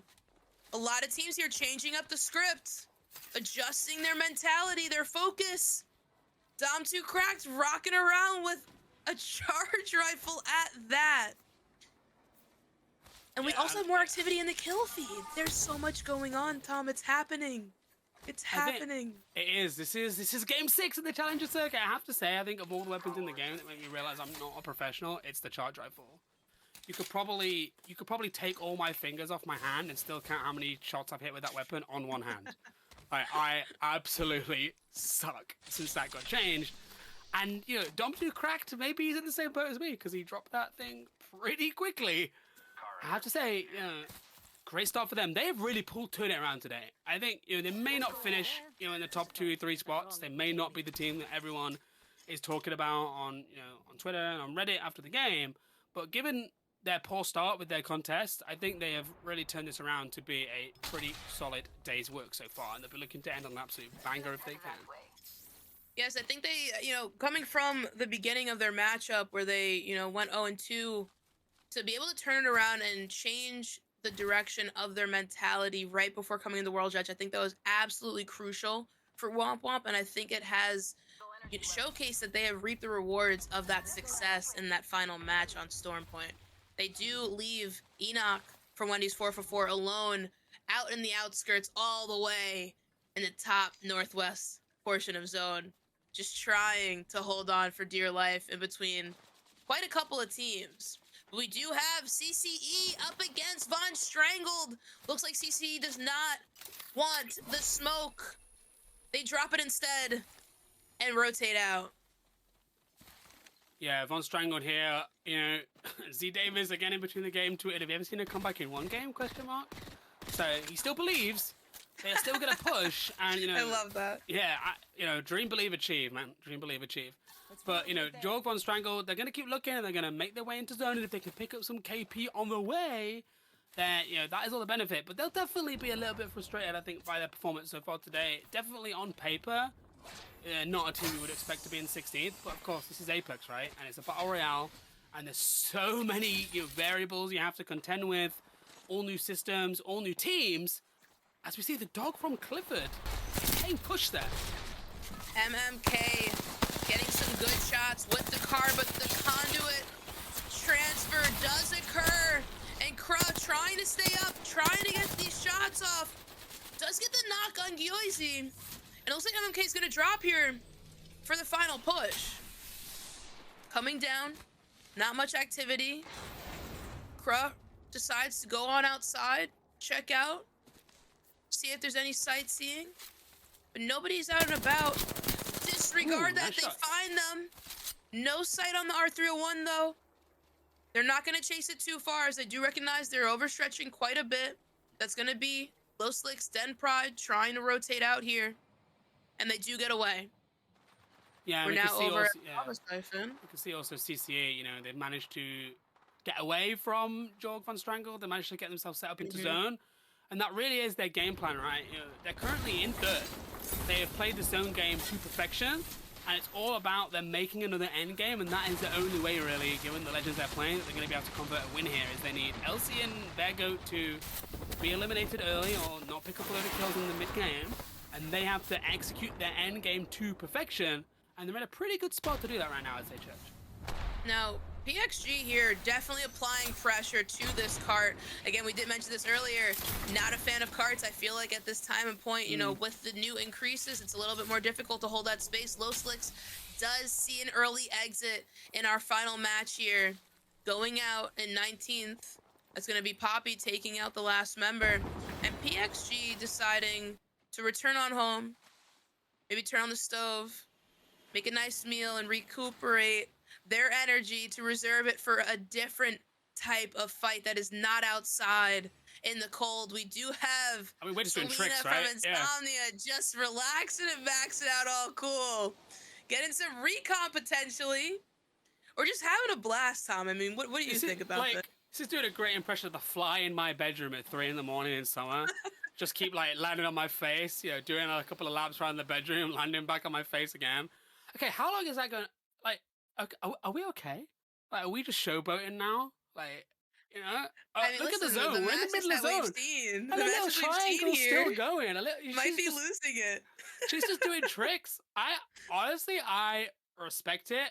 Maybe that's like the first time Insomnia have discovered that thing does that, and they're just having the time of their lives with the water event there. But as we look at the zone, we can see there is a lot of spots for people to play. You know, Lava Siphon, launch site, you know, the tunnel to stacks has so much real estate for teams to occupy. And look, Church, who is bang in the center of zone. It is the early rotate goats themselves, CCE. And so far, they are doing everything right if they want to give themselves a chance to steal victory from LC and Beargoat. Now, PXG in a tough position, but able to recoup from what looked like a bad situation for them. I did want to take note of the fact that MMK and Wendy's 4for4 are about to go at it, and they already have started just outside of Skyhook. And it looks like Enoch was able to get the reset on his team, but lost them again, and that's gonna be Kruh trying to punch up, but doesn't come up with it. Poppy decides to rebuttal and gets the knock with the Volt. It's now gonna be what I believe is a 3v1 after this reset. Wendy's 4for4 just absolutely going through it. Trying to clutch up. They do have the knock, and it's gonna be, you know, I believe that's going to be MMK coming away with those kills there. Now over at Tree, we do have two teams going at it. Pain, Recon, and Flakes trying to get visibility on Jalone, Satiability, and Kick. Recon moving up to the window with great R9 shots, moving in aggressively, taking a lot of damage, but allowing his teammates to gain different angles. The Nox gas does come down, and then he comes down the stairs, but it's not going to be enough because Pain is going to be clutch here with the Volt. Recon clutch with the R9, and they're going to push out and find that last member to solidify 3 KP on the board here. This is a huge fight for the outcome of our games today. Beargoat picking up as much early KP as they can. They get the wipe on ICBM, and that is +3 on the board. That extends their lead to 6 points. But LC also had those kills, so I think things are just about staying as they are in terms of the gap between our two teams. It is still all to play for. Both teams getting rolling, getting points on the board. This is going to be intense. Womp Womp's Wide Future. Apparently, it's also their birthday, so I'm gonna say happy birthday to you Oh, happy birthday. with that little call out on their tag there. We'll see if it's true later on. Oh, what if we've just been lied to and made to look like fools on the internet? I'll always say happy birthday, okay? I'm gonna do it either way. But we do have a Posse Bros here on the bridge, a very open space, but able to recoup and grab January and Oysen. And Posse Bros looking to capitalize on this space, potentially realizing that their backside is clear, nobody really in their area. Taking some deep shots. We do see the Pathfinder No indicator way. there. No and way. It is Selena just having the time of their lives. I feel as if Nuggets is going to be having one of those one-on-one mental health care talks with Selena after this match. What is going on? I love it. I love it so much. Is this real life? I know it's late for me, right? I know it's like 3:30 in the morning. Am I awake? Like, Oh, am I you actually are wide awake. This is Game all 6? real.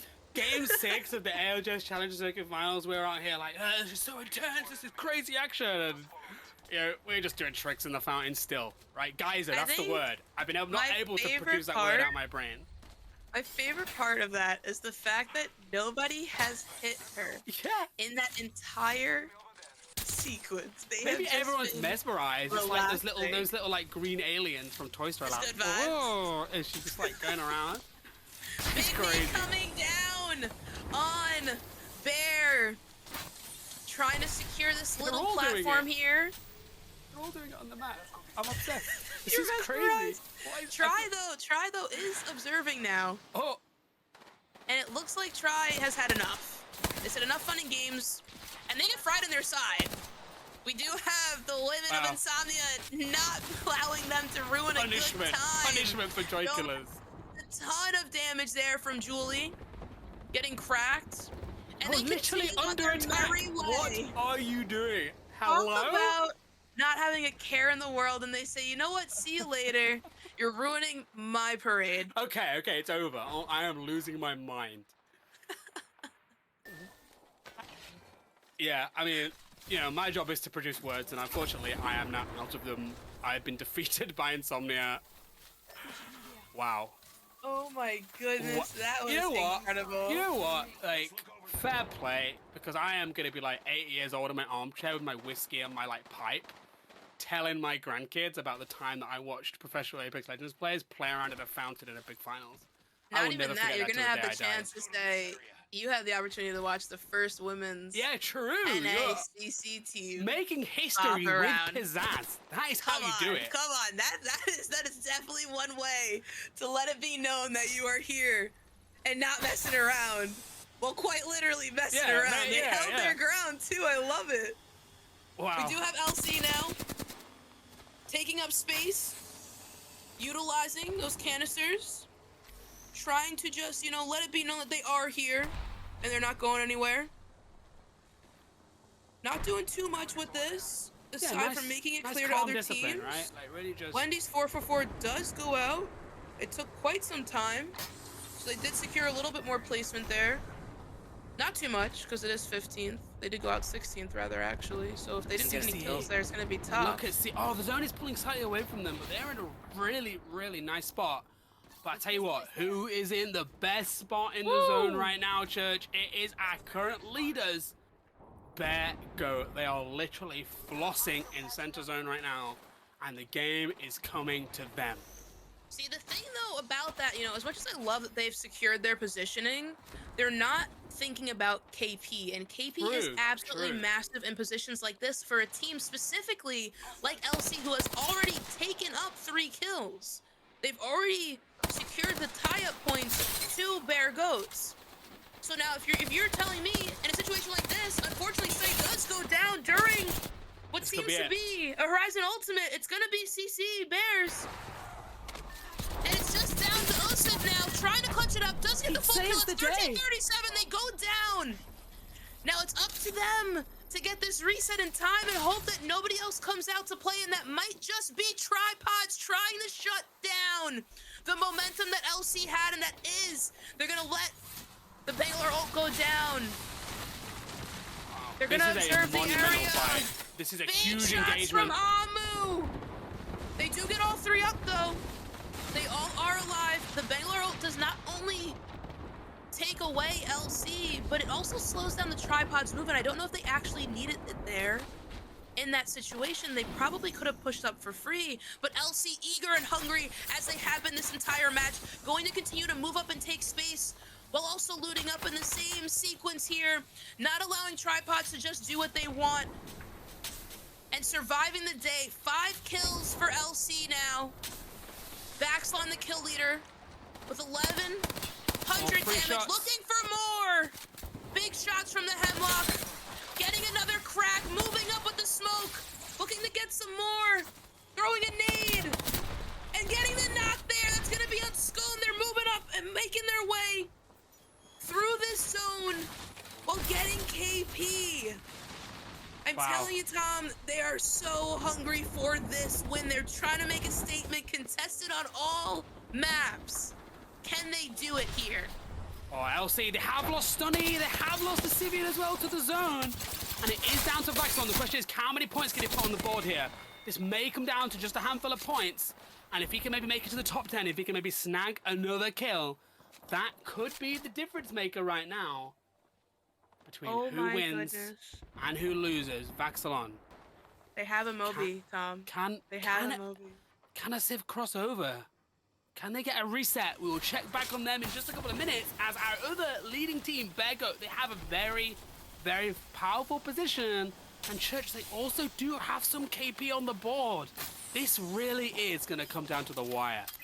This is tough here. I mean, this really goes down to whether or not Tripods recognizes. And they do. That is going to be, I believe, LC eliminated by Tripods. Tripods now fighting with no limits. Beargoat now situated. This is the determining factor here. Does somebody take out Beargoats? Do they get to exist for free in this top spot? No Limits takes out Tripods as well. We do have the Women of Insomnia occupying space down below, but when it comes down to it, Tom, Beargoats is looking very good right now. Yeah, it's definitely Beargoat's tournament to lose. And look, they will have seen that name in the kill feed, which, you know, it shows them that the game is theirs, but it also does pile on that extra pressure, and they have to keep it steady because they don't know how many KP the LC have been able to pick up. So they really do have to make it towards this endgame here on Womp Womp. Oh, just struggling here a little bit. They're 2 down. But their Caustic is still alive. Those knockdown shields are available. Barrels are going to go down. But they are facing pressure from the likes of Jorg, Bond, Strangled, who are still making go of it, and they are in one of those pesky train cards.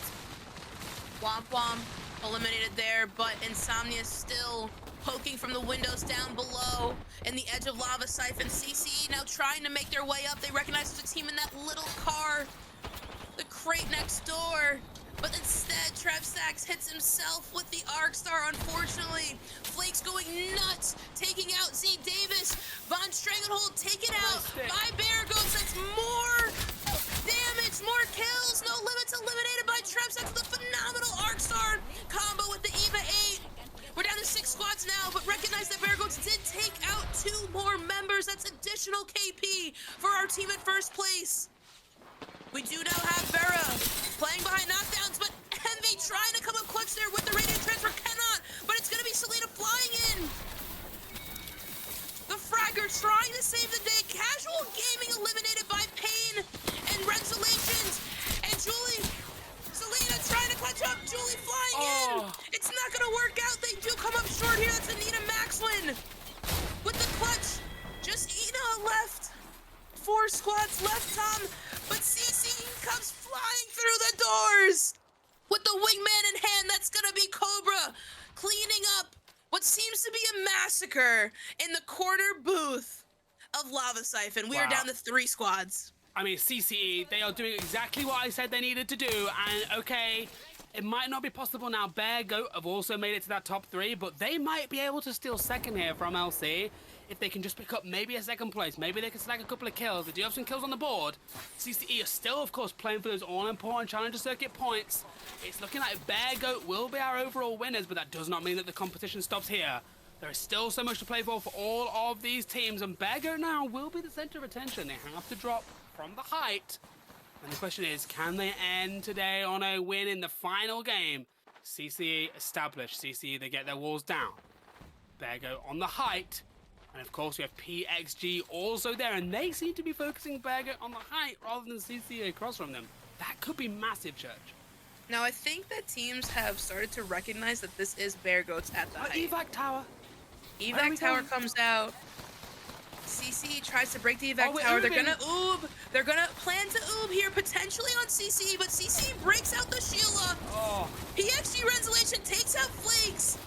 And Pain coming down drops the Pain. But I don't think it's gonna be enough here, and Bear Goats goes down. Trevstacks takes out Sheila, putting in work, taking a ton of damage, does go down to Rensolations. Cobra now trying to connect, but does get stunned. Goes down as well to Rensolations. Rensolations now up for it. While Dan tries to pop the bat, and it seems like this is gonna be PXG taking in a win on the night. The final match. And getting a little, you know, cake and eating it too here. As we see, turn into a death box there right at the end of the tournament. That nice, fancy, cosmetic death box. I mean, wow. What a game. You know, we talked about the 3 teams at the beginning that were really, you know, still in the race, right? Bear Goat played that phenomenally. Picked up early KP at Tree. Worked their way into a, you know, really strong spot. LC, you know, they took the risk, right? They tried to put together a really big edge game to put the win beyond doubt, and they put some kills on the board, but just couldn't quite get past all those teams on the edge of zone. And CCE did pretty much everything they could, right? They survived that early engagement with Jorg von Strangled. You know, they survived that most difficult part when you're a zone team, which is getting to the zone in the first place. They established themselves in that RV. They played the game out. They picked up KP. They third-partied when necessary. And now it comes down to who did enough. We think Bear Goat did it, but you never know. And where did CCE finish? Where did PXG? We've not even talked about them yet. Where have they got up to? Have they broken into the top 5? It is absolutely all to play for. But first, I think, Church, we should probably start with the winners. I think we are ready to see who is our champion in the ALGS Challenger Circuit Finals. Let's see who locked in that first place and booked their spot in the ALGS Pro League qualifier. Bear Goats does it. They do it so fashionably well, securing the placement of a lifetime, positioning crystal clear, and just taking some KP along the way. Tom, talk about a flawless execution for a final match that was just so close cut. Yeah, exactly. And I think it's always really, really impressive when a team wins a lobby without winning a game, right? Bear Goat were consistently in those end games, and it doesn't matter if you can't execute a win, right? It doesn't matter if you end up playing for second, you end up playing for third. You're getting those placements on the board, and you're getting those kills on the board. That consistency is phenomenal, and that game was a great example of that, right? They get into a good spot. Okay, it's not a winning spot. You get focused by the 2 other teams alive, but you've already won by then. You know, the tournament was over. They'd done exactly what they needed to do. You know, they picked up 7 kills in that game. More than enough to really extend ahead of LC. Phenomenal effort, and they are, you know, they fully deserve their victory today. Yeah, I'd love to get a look at the leaderboard so that we can see what made the difference here between LC and Bear Goat. And there it is. It is that placement and those additional kills, Tom, that locked them in. Valiant effort trying to close the gap there, but it just was not enough this set. Yeah, exactly. And I also want to, you know, take a look at CCE and casual gaming, right? Because I think especially on World's Edge for casual gaming and CC on both maps, you know, they are 2 of our fastest rotating teams. They get to spots, they sit, they wait, and I think both of them execute particularly well. And I think if my math is correct, and, you know, asterisk, it is almost 5 in the morning for me, so if my math is slightly wrong, but I do think that because FFS and Pen 5 didn't play today, that means that casual gaming will be number 1 in the region on overall circuit points. And they'll be in a great position now to close out the Challenger Circuit and potentially qualify for that Pro League qualifiers. So I think job done really for the likes of CCE, Casual Gaming, PXG, Board. We'll be really happy. Is there anybody else that has surprised you today, Church? I think, honestly, a lot of teams did, for sure. Tripods, although they did not wind up where they wanted to be, still played so well together. Picking up Onmu, developing relationships throughout the process of CC this past weekend. You can see the amount of effort and passion that is being discovered upon this time, going back and forth on the leaderboards, still staying in the conversation. There's a lot left out of Tripods here, and a lot of points definitely obtained here as well. Yeah, exactly. I think I want to point out for all these teams, right, that this is our first tournament that they've played on Season 20. You know, nothing is like a Challenger Circuit final. It has its own dynamics. I think we probably saw more teams alive this season than we would have seen maybe in Season 19. We've definitely seen a shift in how teams are approaching. We've seen a shift in the meta, obviously loads more Caustic, you know, a lot more Bloodhound. So for all of these teams, whether they're, you know, the likes of Beggar, LC, CC, Casual Gaming that, you know, farmed today and are really happy with their points, whether you're the likes of, you know, Wendy's, Lost Licks, Gape, 1337, who, you know, you've got points on the board still, but you've also got all that knowledge and that experience that you can take to the drawing board, and, you know, you bounce back next time, right? If you can make consistent finals, you are going to be in that top 18. You know, just making finals regularly can be enough to qualify you, because, like we saw today, only 9 teams today that competed were in the finals from CC1. So it might not feel amazing to come, say, 17th, but actually, if you come 17th this week and 17th next week and maybe 15th in the final week, you will still be qualifying ahead of those teams. Maybe have one pop-off week, but fall off the face of the earth. So just a little bit of perspective there for the teams today that maybe are feeling a little bit disappointed right now. 100%. And I do want to take notice of the fact that Board, the last time they were here for the first set, they finished in 16th. So they moved up 10 places since the last Challenger Circuit. Bear Goat, the last Challenger Circuit, they were in, I believe, 8th. And they came away victorious this time around. So I think that just goes to attest how dynamic the changes are, not only in the season, but in how Challenger Circuit works, Tom. Yeah, exactly. And, you know, I am so excited to see how this Challenger Circuit season wraps up. Church, it has been an absolute pleasure today. What a 6 games we have witnessed. Thank you so much for joining me on this ride. I mean, wow. Come on now, Tom. It's been a pleasure. It's been a pleasure. Set of games. You know, we've gone from people jumping around in geysers. I've learned all about Wendy's. You know, we've been able to say womp womp like probably 100 times. I mean, what oh my more goodness, could you that ask name's for? gonna haunt me in my nightmares. What I'm gonna have more a could long you ask for on a Monday night, right? This is the have a long place to talk be. with Tom about that. But it has been an absolute pleasure being your co-caster, and to our audience for being your caster for the evening. I just can't wait for the continued action. There's a lot of developments that have been made tonight, a lot of information gained for these teams, and a lot of fuel left in the tank for a couple of these teams that may have come up short, but still obtained points along the way. Yeah, exactly. So I think all that is left to do today is to thank you for joining me. Thank Versus for putting on an amazing show. Thank you to all the team at Battle5 for running an immaculate tournament once again. You know, not just the games you've seen today, but an absolute marathon in several regions at once all across the weekend. Shout out to our observing team. Shout out to, you know, our production team. Shout out to everybody behind the scenes that makes these broadcasts happen. They are the unsung heroes of every broadcast that you ever watch when it comes to Apex Legends. So make sure you show them some appreciation on social media. You can head to the Versus GG Twitter account, see exactly who has been working behind the scenes in the show today. Show them some love. Church, it's been an absolute pleasure. Thanks everybody for tuning in. This has been the Apex Legends Global Series Challenger Circuit in North America. We'll be back in just a couple of weeks for some more ALGS action. And if you're bored, there is some Pro League in between now and then too. Regional finals aren't very far away. We'll see you very, very soon.